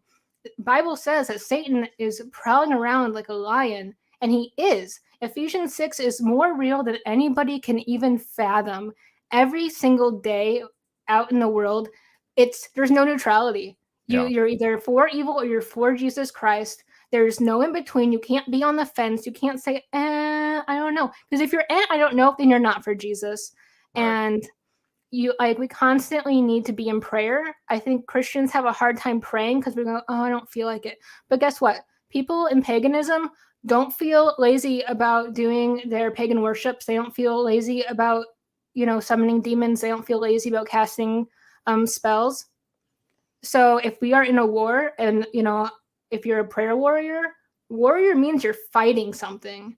And that's what you're doing when you enter in the prayer with God. When you boldly approach this throne, you are saying, God, your kingdom come, not the world. Your kingdom come. You take over this. You fight this. And so that's incredibly important for us as Christians to be like, I'm not going to be lazy in prayer anymore. I'm going to push forth. Mm-hmm. Amen. I agree 100%. Mm-hmm. Josh, anything that you want to add to that?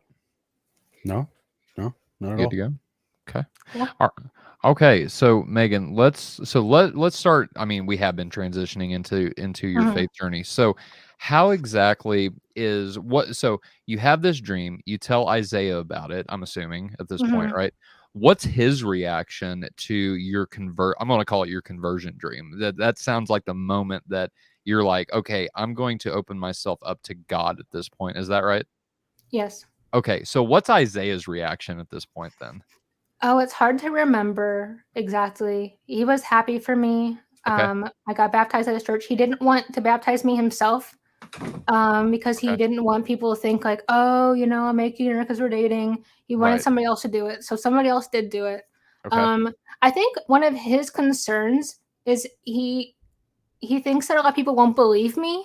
Mm-hmm. And then go like, oh, that's made up. You just made it up. God doesn't save their dreams. But for me, like, God enters people's worldview in the Bible. Yeah. And he works with that oftentimes. And he gave Joseph a dream. He gave other people dreams. And, I'm not going to put God in a box and say he can't save how he wants to save. He's given Muslims dreams right now. Yeah, I have heard about that. That's fantastic. In predominantly Iran Muslim countries, and they are coming to Christ by the I mean, I don't want to give a number, but at least by the hundreds that we know of, for sure, if not more.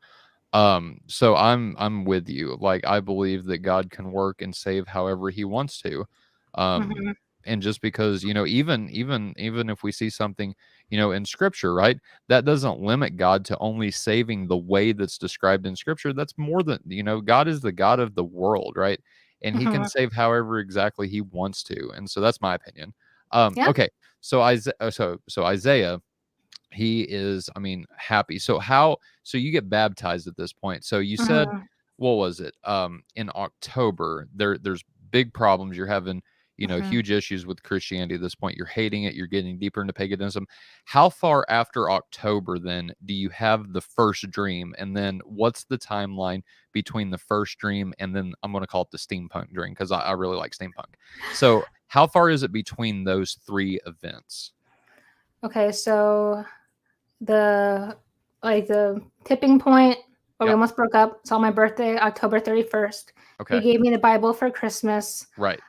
Both dreams, I believe, took place in January, and then February, sometime I was baptized. Oh, wow. There's people who come to faith as like a slow simmer. Like they might take decades and decades to figure it out.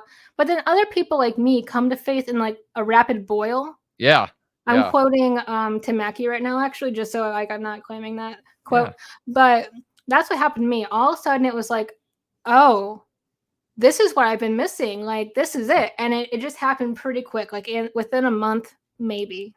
Wow. Okay. Mm-hmm. So you're pissed off at God at this point, right? Mm-hmm. Then you're about to break up with Isaiah, and then all of a sudden he's about to break up with me. Okay, he's about to break up with you. Yeah. And then y'all are about to end. and then the Ezekiel passage happens. You have your first dream, you have your second dream, and then you're baptized. And this all takes place within a month. Is that right? So the breakup part, October. Okay. And then like he was just like, I don't think I can be with you anymore because you're practicing what I know is evil. Right. And I didn't consider it evil. Right. December, he gives me the Bible. And then in January is when I'm reading the Bible. I'm having the dreams. Okay. So all of those things, reading and dreams, are in January. I'm baptized sometime in February. Okay. I'm just curious, what's going on in November and December then? Are you guys kind of just like, existing, not existing, or is there more animosity being like built up between those 2 months? If you don't remember, that's fine. I'm not trying to get super specific. I'm just curious. We are still dating. He heard "Be patient," and he listened to the call, and he was like, "Okay, I'm gonna do that." And maybe that's why he got me the Bible for Christmas. I actually don't know that for a fact. He can comment. I see him commenting a little bit. Yeah. I didn't even realize they had comments. I just switched over when you said that. I go, "Oh my gosh, there's so many people talking." But so I think we were just kind of still dating, and he was being obedient to what he heard. Okay. Right on. So you're baptized then in January. And then what's life? Describe your perspective, because there's a paradigm shift that just happened in your life. You go straight from astrology, diving deep into tarot cards and crystals. It sounds like crystals was your main thing, right? Going into that, now you have this paradigm shift that you see this guy, the creator of the universe, in a dream, right? What are you thinking at this point? I mean, so you get baptized, like, are you absolutely done with the crystals? Are you still kind of tinkering with them, or not? Yeah, this is what this is, but I'm still kind of, a little bit into it. Or are you completely done at this point and trying to do what I mean, you're a baby Christian at this point, right? Is Isaiah trying to lead you in starting from the ground and starting maybe to put walls and a roof over this house that you guys are building now? Is that how it is, or describe that for me?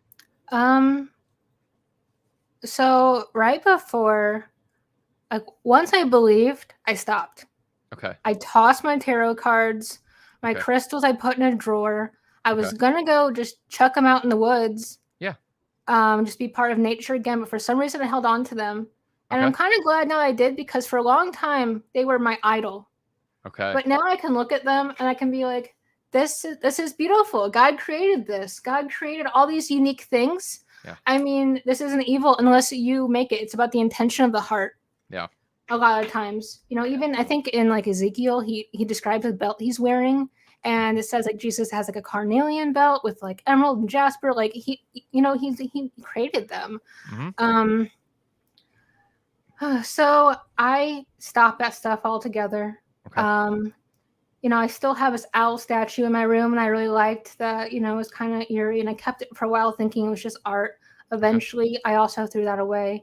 I threw away all my astrology books. I did not want to donate them. I did not want those to anybody else. I did not want anybody else to believe that lie. So I tossed them all. But before I was baptized, I was just thinking, like, I knew I was going to commit myself to Christ, but I was also like, I was just about to become a witch. I was just about to take classes to be a tarot card reader. What an identity that would be. I'm a tarot card reader, you know? And I realized, like, this is the denying of self I'm going to have to do. I'm going to have to give up those things that I was chasing to truly follow Christ. And so I did.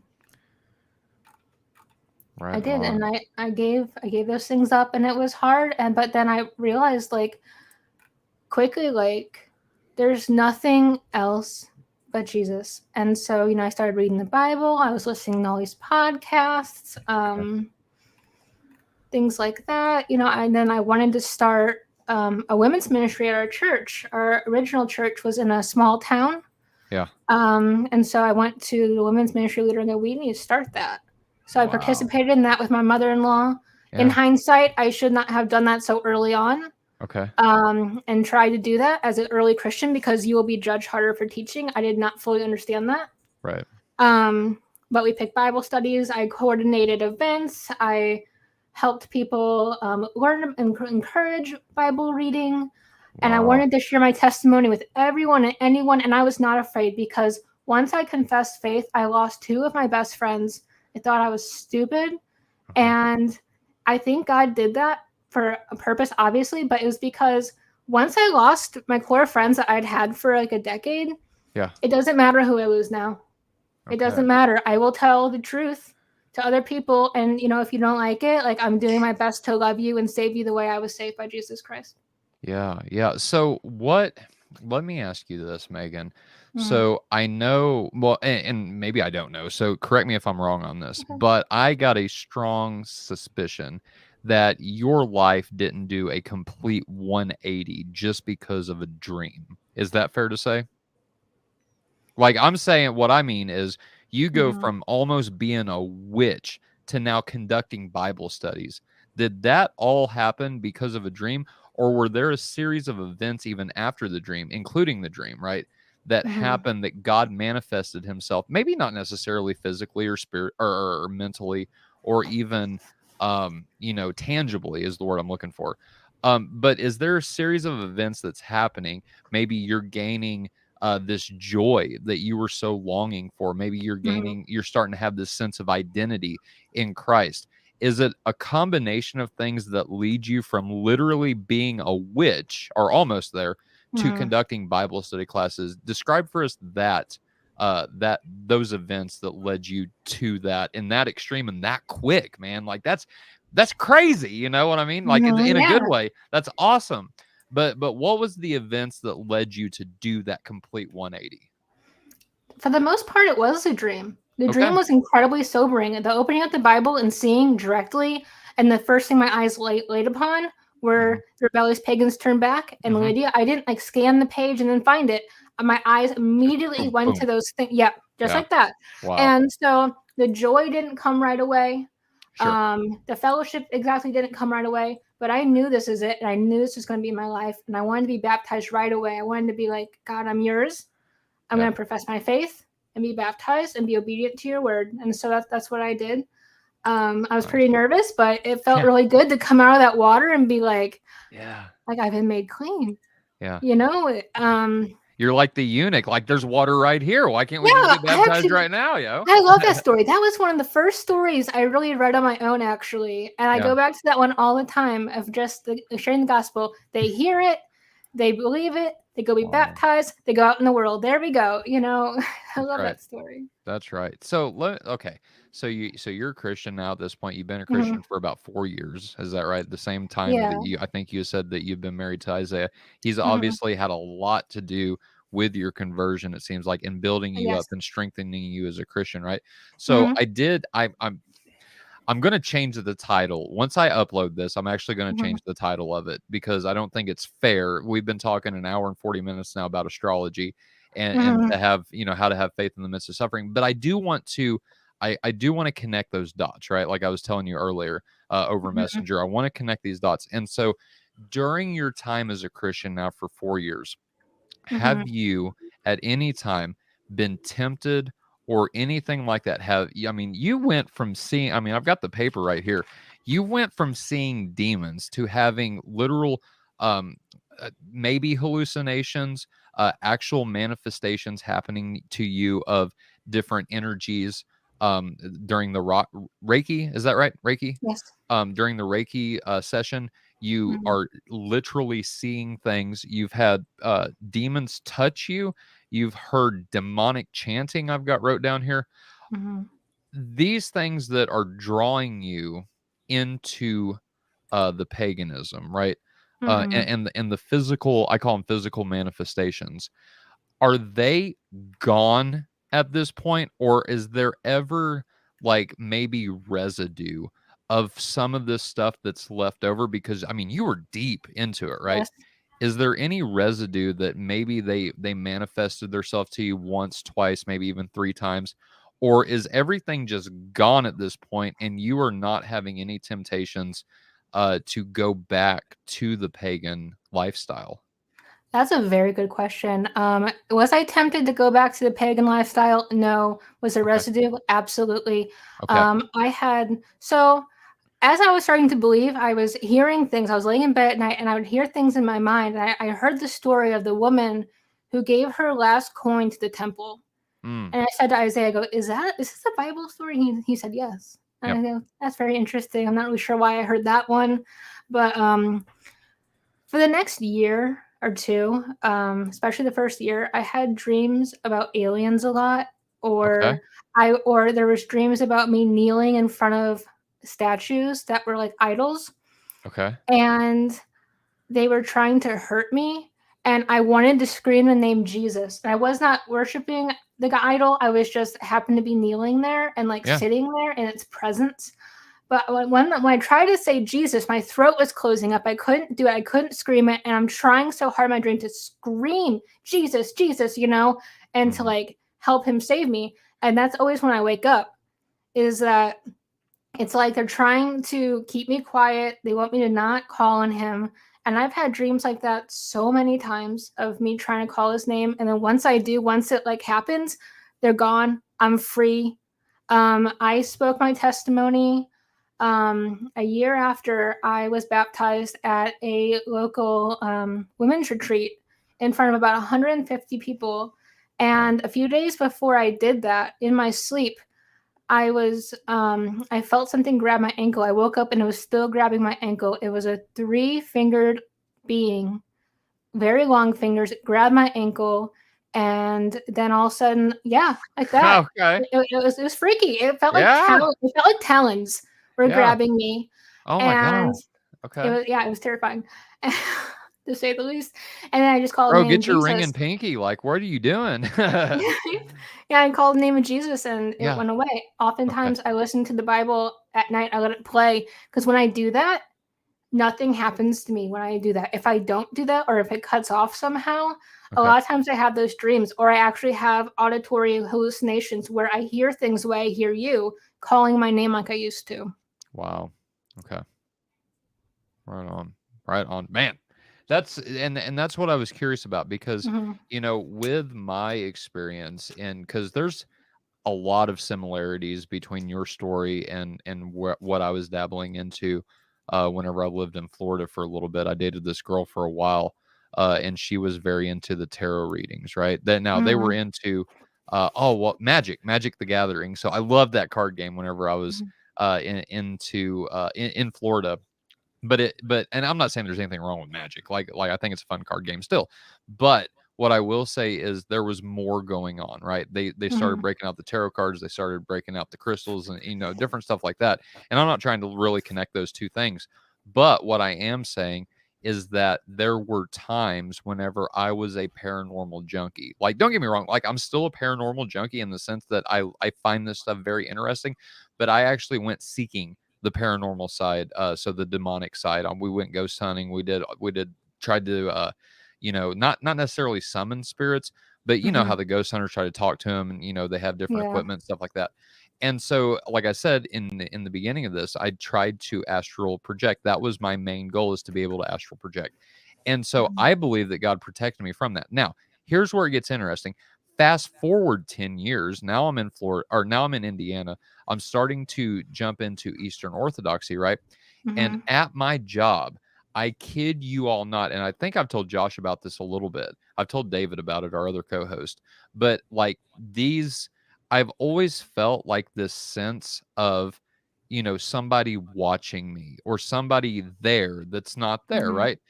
And now the further that I'm getting into Orthodoxy, it's almost like the more that I, I don't know what it is, right? I want to say it's demonic activity. I don't know that for certain because nothing has ever manifested itself to me like it did you. I don't hear Mm-hmm. audible things. I what I see is little like so I used to work by myself. Or I'm Mm-hmm. sorry, I used to work with a partner. Now I work by myself at night. He quit. And you know how if you're working with somebody and you're doing like your job or whatever, and you'll see something kind of out of the corner of your eye and you look and, oh, there's my dude, right? Like there's my partner that I'm working with. I see that, but I'm by myself, right? So I Mm-hmm. know that there's something moving over here, and I go to look, and there's nothing there, right? And so what I'm realizing is the further I'm diving into orthodoxy, the more that that's happening, right? And it's getting to a point where it's not only dark entities, it's light entities, like white. Like I see something white out of the corner of my eye, and I'm just like, what is happening here? So I'm going to do an episode on that. Hint, hint, teaser. That's going to happen a little bit later on whenever I come back from my July hiatus. But I get what you're saying, right? It makes sense to me because I've experienced this for myself. And I think that people who watch this, if they've experienced that for themselves, your story makes sense regardless. But if people have actually experienced this for them, I think this episode is going to do something. I think it's going to grab hold of them. And if they need a wake-up call, it's going to give it to them because like you're in the depths of despair at this point, right? Into paganism, into just, I wrote down here, Isaiah. So Isaiah had literal physical suffering during his, and he's always been a Christian at this point, right? And he's having literal physical suffering in the midst of all of that. I wrote down for you that it seems like even though you might not have realized it at the time, I know you do now, but you were spiritually suffering. You were spiritually being malnutritious, right? Like you did not have the life-giving source, which is God, present in you. In fact, you were running as far away from him as you could, as fast as you could, right? And that brought in what you said a while ago. You quoted a Bible passage. I forget which one off the top of my head, but I think it's James. But basically, whenever sin conceives, sin gives birth, it gives birth to death, right? And that's what you were into. And that's what anybody that's diving into this is manifesting for their self. You're manifesting something, all right. It's death. And if you don't believe me, and I'm sure Megan will tell you the exact same thing. Are you satisfied? Do you find yourself fulfilled? And answer it honestly, right? If you are literally fulfilled with this stuff, I don't know what to tell you at that point, right? Because in my experience, I tried it. Megan's tried it. I don't know about Josh. Josh, you can speak for yourself. But I know I was not fulfilled. That's why I turned to Christ. I know, Megan, you weren't fulfilled. That's why you turned to Christ, because he gives us this sense of real identity, and our identity is in him. And once you, which it blows my mind how people can leave the faith, because once I found that, I don't want nothing else, right? I don't want anything else other than him, because he tells me, Tyler, you're valuable. Tyler, so valuable that I died for you, and I'm going to reinvent what you have broke down, what you have messed up. I'm going to reinvent it, and guess what? It's going to be for my glory. You don't get, that's the definition of fulfillment at that point. Yeah. I have one question I want to ask. If there's anybody in the history of this video in the future who watches this, I'm going to look in the camera and ask you. I'm going to ask you, if you believe in New Age, like, aren't you tired? Aren't you tired yet? Are you tired of doing it on your own? Are you tired of finding cures for yourself? Aren't you done? Because that's how it felt for me. Like, I'm just like, I'm so tired of doing this and chasing and never being fulfilled. You can be fulfilled in Christ. He loves you. He died so that you can have an advocate with the Father. And he says that his yoke is easy and his burden is light. He will give you rest. He will give you rest from this chasing that you're doing.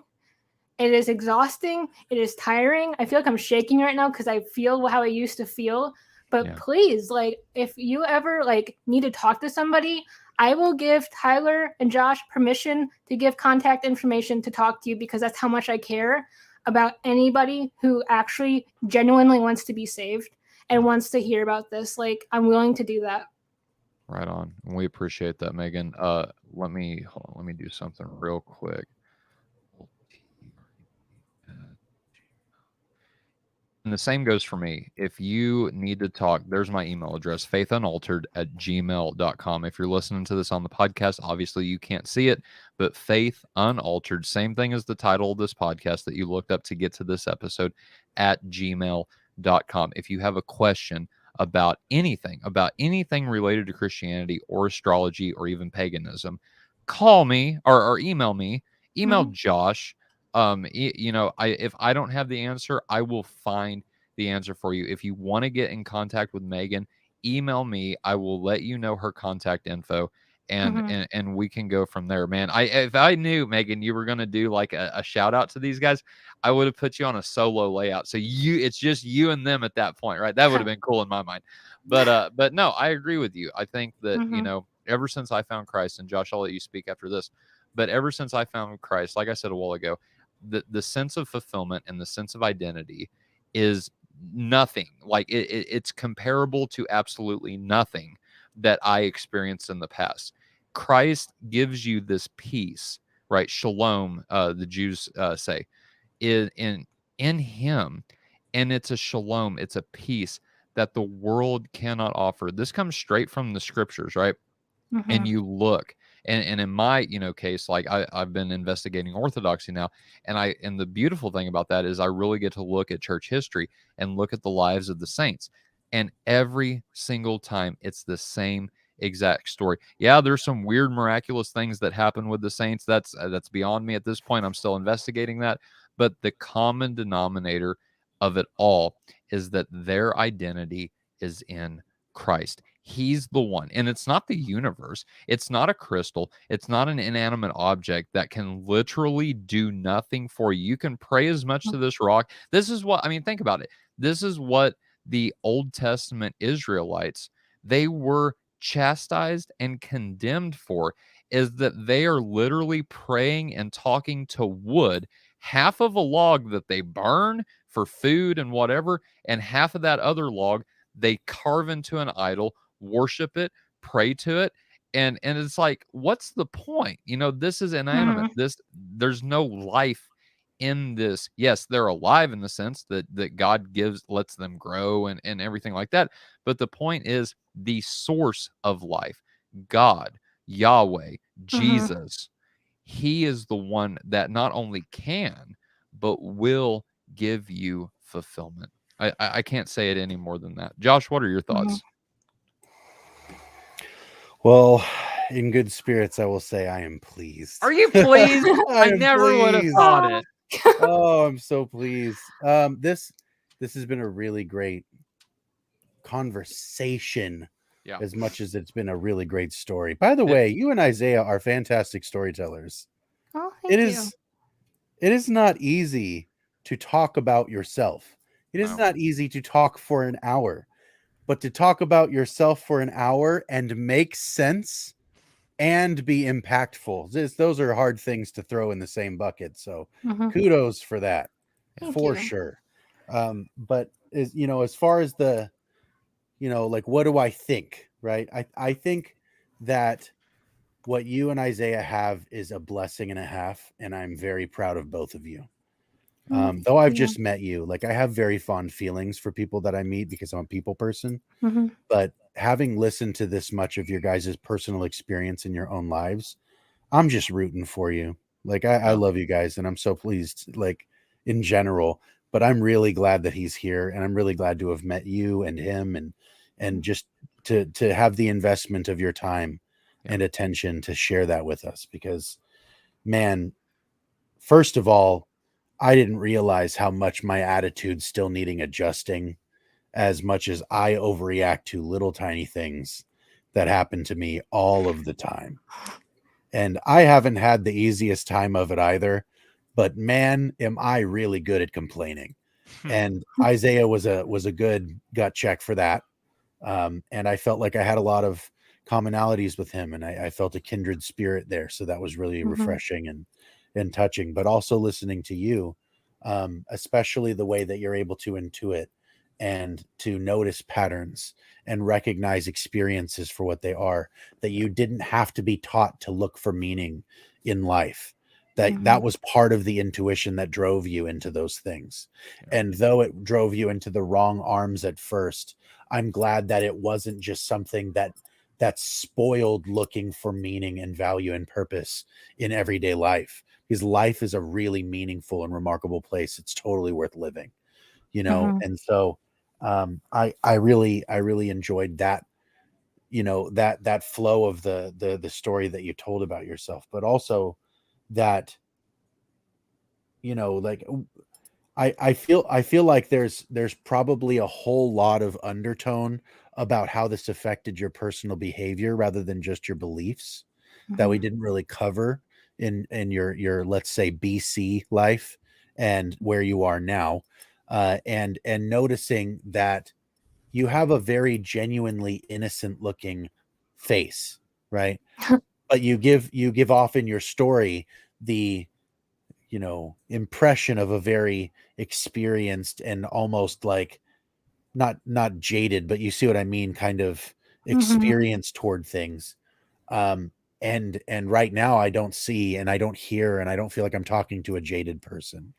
And so I just want to encourage you that God's doing work on you, like for real. Thank you. Like I really appreciate that.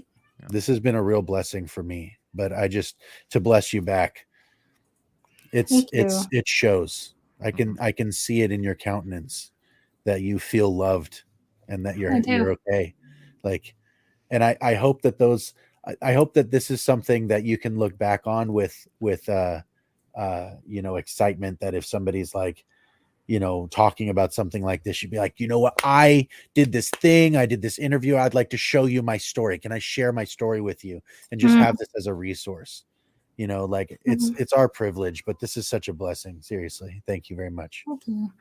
Yeah. And I've learned that Romans, I think it's Romans 1, but it's probably in the first few chapters. It says like they knew the truth, they suppressed it. And I knew I had some part of the truth in me the whole time because I was chasing after it. Yeah. But I didn't know where it was. And before I go on, I feel like I want to share a verse, and I'm going to have Isaiah find it and put in the comments if he knows what I'm talking about, because we talked about it the other day. Yeah. But it was about, when you're trying to get like the universe to pay attention to you and to get signs from it, it's like you mentioned the idols that are cut out of trees of like trunks of wood. It's like that verse where they're trying to summon the idols and see like if he's real or not, and they're like cutting themselves to get the idols to care about them, and that's how it feels. It's like, don't you see me? Yeah. Like I'm trying, like, don't you get it yet? And it's like, but they're not going to answer because they don't care about you. It's not Sounds real. like Elijah on Mount Carmel. I think so, yeah. They're trying to get the fire to fall down from heaven and burn Yep. up they're cutting themselves, and Elijah is back and actually making fun of them. There's 400 prophets, and for those that don't know the story, right, they're trying to get a offering to burn up, and the deal was that they could not light it on fire. Whose ever God, it was a competition between to see what God was real. And what they would do is the 400 prophets went first, and they cut themselves. They cried out to Baal, I believe it was, and nothing happened. And Elijah's just sitting back there behind them all, just making fun, like, "Oh, I guess your God is, using the bathroom. Is he asleep? So funny. Like, what's happening here?" And then Elijah obviously comes up. Maybe you should yell louder. Maybe you should yell Yeah. louder. Right. And then Yeah. Elijah comes up, and Yahweh strike. And actually, what's interesting, so. I'm just saying this for those that don't know the story, but Elijah douses the offering, the wood, with water. I think it's 3 times, symbolism right there. And then all of a sudden, Yahweh shows up and consumes both offerings, if I'm not mistaken. But yeah, I think that's like what, 1st or 2nd Kings. But if Isaiah wants to, he can find the passage. If he didn't already, I just put Tyler's correct. Yeah, Isaiah, if you got the passage for that, brother, let the audience know in the comments. But yeah, go ahead, Megan. I didn't mean to interrupt. Okay, so I think that might be my closing of my faith story. But like when you said, did I do a 180? Yeah. For the most part, yeah, I did. I changed my clothing. I used to listen to incredibly dark music, dark, heavy music about killing and just weird, sick stuff.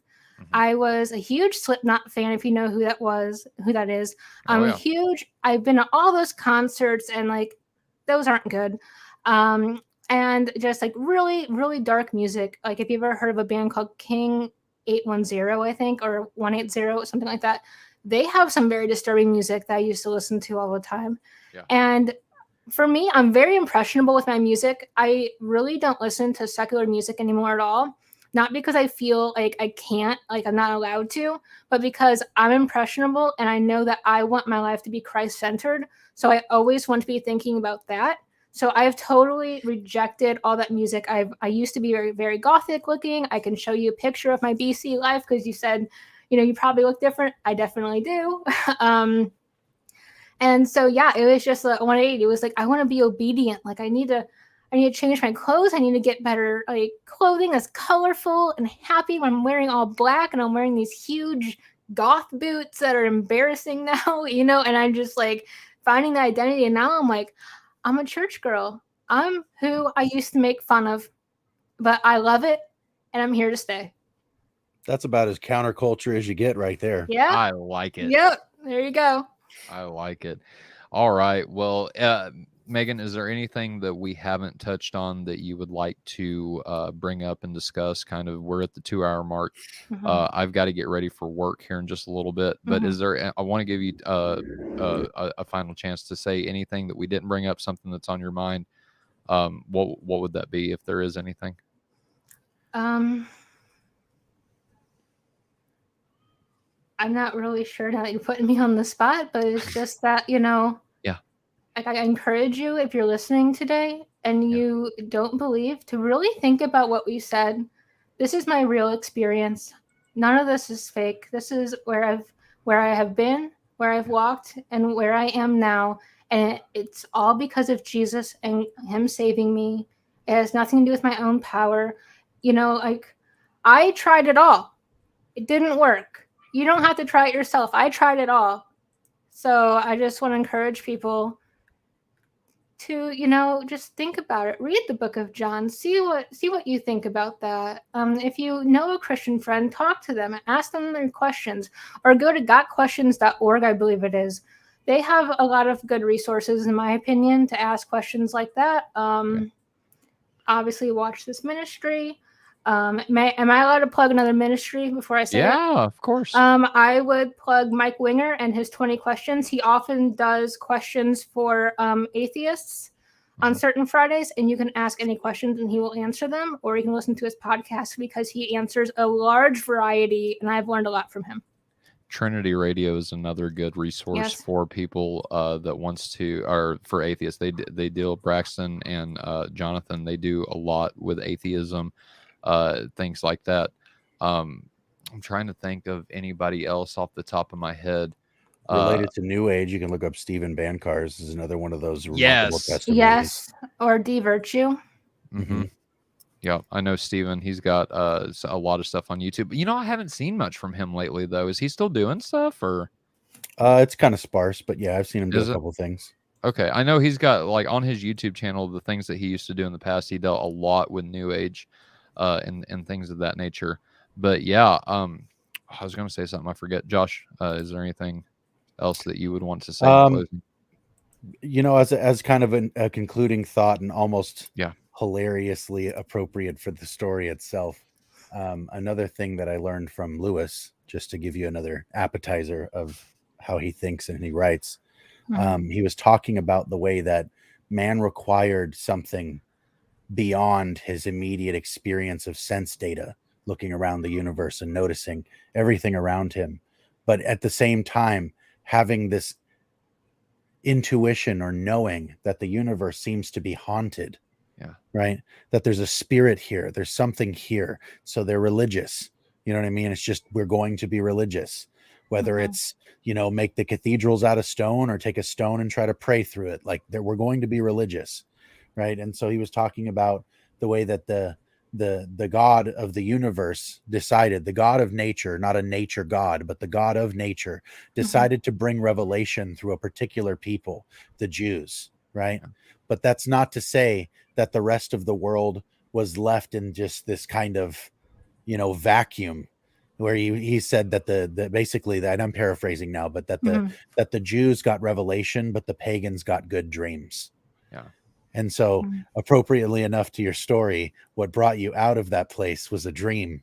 And so that's how he kind of looked at the way that the pagans would approach the world and say, you're right here, but you're not seeing beyond the thing. You're not seeing beyond the thing, and consider the source is ultimately the kind of thing. So it was just such a blessing to be able to talk to you and hear you out. And this was Time well spent. Thank you. Amen. I feel inclined to apologize for not even getting to the faith part, but also I'm not going to, because I think this really needs to be heard. If you want to do a part 2 about the second part, I will totally be down to do that. We will. But yeah, this went on a little longer than I anticipated. No, that's perfectly fine. A good story always does. And whenever I get back from my July hiatus from Faith Unaltered, I'm taking a month off. We'll schedule a part 2. I would love to do a part 2 with both you and Isaiah, if that would be something you're interested in, as well, to hear you guys kind of connect and go back and forth and banter off of each other. I said something stupid a while ago, and I apologize to every Lewis fan, including Josh. I said when Lewis dies. Lewis has been dead for a while now. He would be like 100 now if Lewis was still living. And so I just caught myself. I'm just like, wait a minute, I'm an idiot. Like, why would I say that? So anyway, Josh, what I meant to say was Josh has been venerating Lewis now for the past, however long Davidson's been alive. And he's not waiting on him to die. He's already there. So anyway, no, I'm just there you go. Josh. No, I'm just playing. Josh ain't quite to the Orthodox veneration yet. I don't think. Are you? You're not venerating saints yet, are you? I wouldn't say that I am adverse to doing so, and I probably do so without the icons. Okay, right on. Well, yeah. One step closer, dude. You'll get there eventually. I have to say that it was just really like experiencing in a similar way to how she did, experiencing the intuition and then getting the knowledge or the explicit meaning behind it to notice things like the connections between, let's say, Mary and the burning bush, or Mary and the mountaintop, or Mary and the top of the Ark of the Covenant, and be like, the place of manifestation. Well, she was the thing that the incarnation came through. Like, to see that. It's like Christianity has just such an echoing depth, so somebody whose mind is as restless as people who notice patterns. It's just so much fun. Yeah. Mary is the vessel through which God manifested himself through. So absolutely. All right. I will say this in closing, and it's basically just piggybacking off of what Megan said in her plea to those who are still caught up in this movement, in this new age Christianity, or not Christianity, new age conundrum thing, is my advice is this. And this is something we all have to do. This is something that I did. I'm sure this is something that Megan did. And I know this is something that Josh did. This is something that every Christian and atheist and Muslim and just insert how you're identifying as yourself as however here, right? You have to deal with Jesus. Okay. Mm-hmm. Jesus is a historical figure.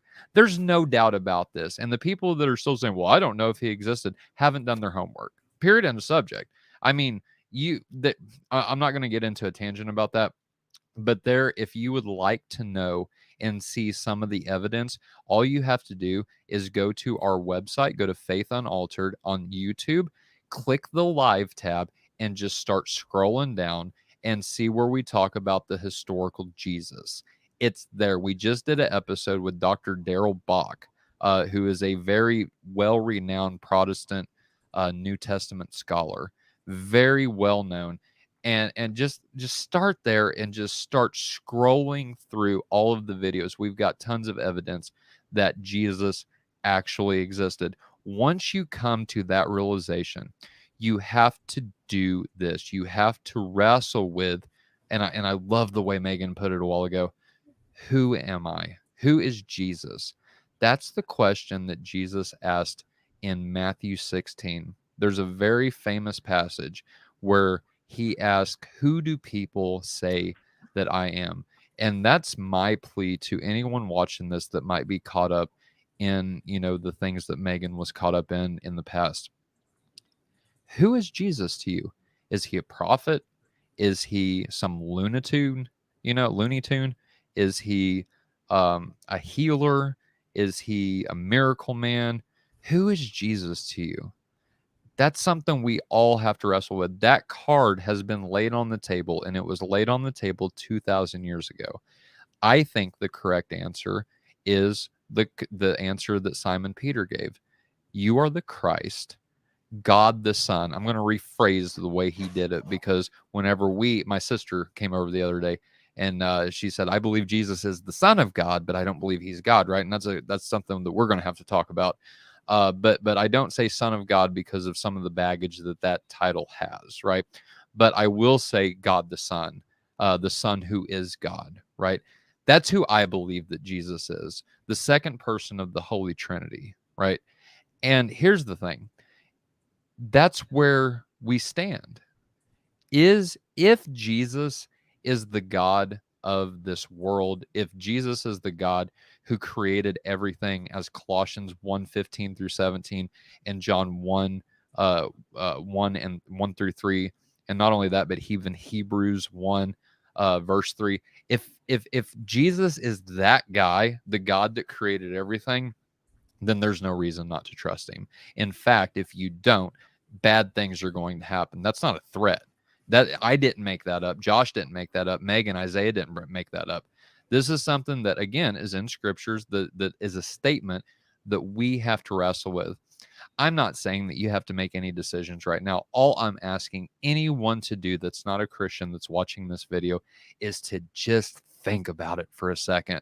Mhm. Actually stop and just think about it. Who do I believe Jesus is? If that answer is anything other than God in the flesh, please message me. Shoot me a message, faithunaltered@gmail.com. Let's talk about this. Because if he is God in the flesh, this is the most important decision you'll ever have to make in your life. It truly is. If he's not, then who cares, right? Let's all go worship some crystals here in a little bit, right? Why not? But if he is, if Jesus is God, and I think that there's enough evidence, not only that, but like Jesus has manifested himself to Megan. I know he's done it with Josh, right? I know he's done it with myself. That's evidence enough for us. But there's external evidence. There's objective evidence. But y'all, that's key. Jesus is key to this whole thing that we call Christianity. There's a very important passage in Scripture that says, if Jesus didn't rise from the dead, then we are to be of men and women most pitied. Why? Because we're still in our sins, and there's no hope, there's no help, there's no one coming to save us. We're still in our sins, and we will be judged for those sins. But because Christ came, lived a perfect life, died, rose again, and ascended to heaven, he's coming back. And that's a promise. That is a promise, y'all. And so I just plead with people, again, don't make a decision tonight. Truly think about it.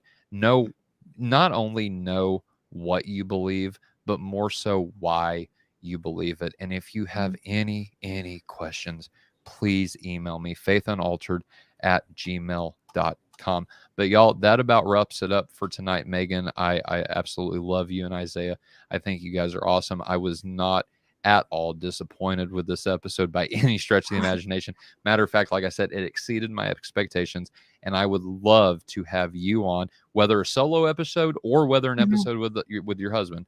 I would love to do a part 2 on your testimony. Yeah, so, me too. Thank you so much for having me. I really appreciate it. Absolutely. Anytime. You guys are more than welcome back anytime. Other than that, y'all, it's been fun. Please go subscribe if you have not yet to Faith Unaltered. We are on YouTube. We are on TikTok. As a matter of fact, if you go follow us on TikTok, you get exclusive content. I just released a video on TikTok that's not on YouTube just the other day, explaining why apostasia in 2 Thessalonians 2:3 means apostasy and not rapture. Apparently, people have been getting flack for saying it's apostasy for the while now. I find that just ridiculous, but I go into detail of why this Greek word apostasia means apostasy and not rapture. But the point I want to make is that on TikTok, there's exclusive content that is not found on YouTube. So if you're only subscribed to our YouTube channel, you're missing half the battle right there, because we've got a whole bunch of other stuff on TikTok just waiting for people to mine through. So go do that. If you like podcast, if you want to download our episodes for 100% free, we can be found on Spotify, Audible, Amazon Music, Google and Apple Podcasts, iHeartRadio, TuneIn, Stitcher, and the list just keeps going on and on. Where you listen to your podcast, go search for Faith Unaltered. If we're not on there, let me know, email me, and I will do everything I can to get our podcast on this platform. But we are on different podcasting platforms as well. If you would like to financially support our ministry, because it takes money to run this thing, I'm not going to lie. I was having a conversation with a buddy of mine, Luther Menard, today about him starting a YouTube thing. And our primary reason, our motivating driving factor for doing this is to praise and honor God. I mean, that's just it, period, end of subject. We want to discuss God. We want to talk about it with people. But the problem is we have StreamYard subscriptions to pay for, podcasting platform subscriptions to pay for. We've got internet bills to pay for. We've got computer maintenance stuff to pay for. Y'all, I hate to say it, but it takes money to make a podcast and a YouTube channel work. So if you would like to help us out in any way, shape, or form, you can do one of a couple things. You can either donate directly to me. You can do that Cash App, or you can do that with Venmo. I've got the links in the description for how you can contact me either on Cash App or Venmo. It's super easy. Type it in. I trust it. I've used it many of times with Josh. We've used Venmo. With Cash App, we've used a couple. I think we've used Cash App before. You and me. I mean, I've used Cash App before. I trust it 100%. But you and I've used Venmo, and it's never been a problem. So if you would like to donate to us, you can directly do that from there. If you don't want to donate, please consider sending us like super chats. If you're looking at our video, especially on a desktop or laptop, you'll see a little money sign right next to the thumbs up button. Click that money sign, and then it will say, send us a super chat, send us a super sticker. You can type in however much. It can be $1, it can be 20, it can be 100, whatever. That's another way to financially support us. And then if those three options don't work out, email me and I will give you another link to be able to send us. I think it's through PayPal or something. But email me and I will give you a link so you can financially help us out with that. Also, again, if you just want to support our ministry, you don't have the financial ability to do that right now. Like I said before, liking the video, subscribing to the YouTube channel, and sharing this content with your friends and your family. That's really the best way to support us. It gets our content out there. The more likes, the more comments we get, it gets the YouTube algorithms. The YouTube algorithms are against Christian topics the way it is. And so we need as much help as we can get. So please go back, like, share, and subscribe to our channel. And we will see you next time. Again, Megan, it's been great having you. Josh, I will see you next week. By the way, Josh, Jay Dyer messaged me today. Ooh. And I ran a couple dates by him. So I'm waiting for him to confirm the dates. Jay Dyer is coming on our pod. For those that don't know Jay Dyer, he is an Orthodox apologist. Him, David, Dale, me, and Josh are going to talk sola scriptura the next time that Jay comes on. And so, or the time that Jay comes on. So this is going to be really, really good. Jay, for those who don't know, Jay has gotten sola scriptura debates on his YouTube channel. Just type in Jay Dyer, Jaydyer, and he's got sola scriptura debates out the wazoo on there. And so he's coming on the podcast, and I am super excited. We also will have a gentleman from my parish, I don't want to say doctor because I know he's a professor. I just don't know if he's got his doctorate or not yet. Bo Branson. He's writing a book actually right now. So kind of like a counterpoints book with William Lane Craig, Del Tuggy, and I forget the other guy, but they're talking about the Trinity. And so 5 or 4 views of the Trinity. And Bo Branson is one of them. He'll be coming on the podcast to talk with Dale about Neo-Apollinarianism. And so the model of the Trinity that William Lane Craig and J.P. Moreland promote in their book, The Foundations of the Christian, Philosophy Foundations or something like that. Philosophical Foundations for a Christian Worldview. That's the book. That's it. That Neo-Apollinarianism is promoted in. And so Bo's going to come on for him and Dale to be able to talk about that. So Dale takes the William Lane Craig view, and Bo does not. And so they'll be definitely, it's not going to be a debate. We're going to have an informal dialogue with them. But that's some of the stuff that we've got coming up on Faith Unaltered. I'm taking July off, so please be praying for me. I'm spending some time with my pregnant wife. She is 9 weeks now, getting ready to be the big 010. And so we're about a quarter of the way there. We have chosen a name for our little girl. Her name is going to be Eden Sophia Renee Fowler. And so like the Garden of Eden, her patron saint is going to be Sophia, the mother of orphans. And so I'm really, really excited about that. Yeah. But other than that, y'all, it's been a fun conversation. Good night. God bless. And stay, if I can find the video real quick. There it is. Like Christ.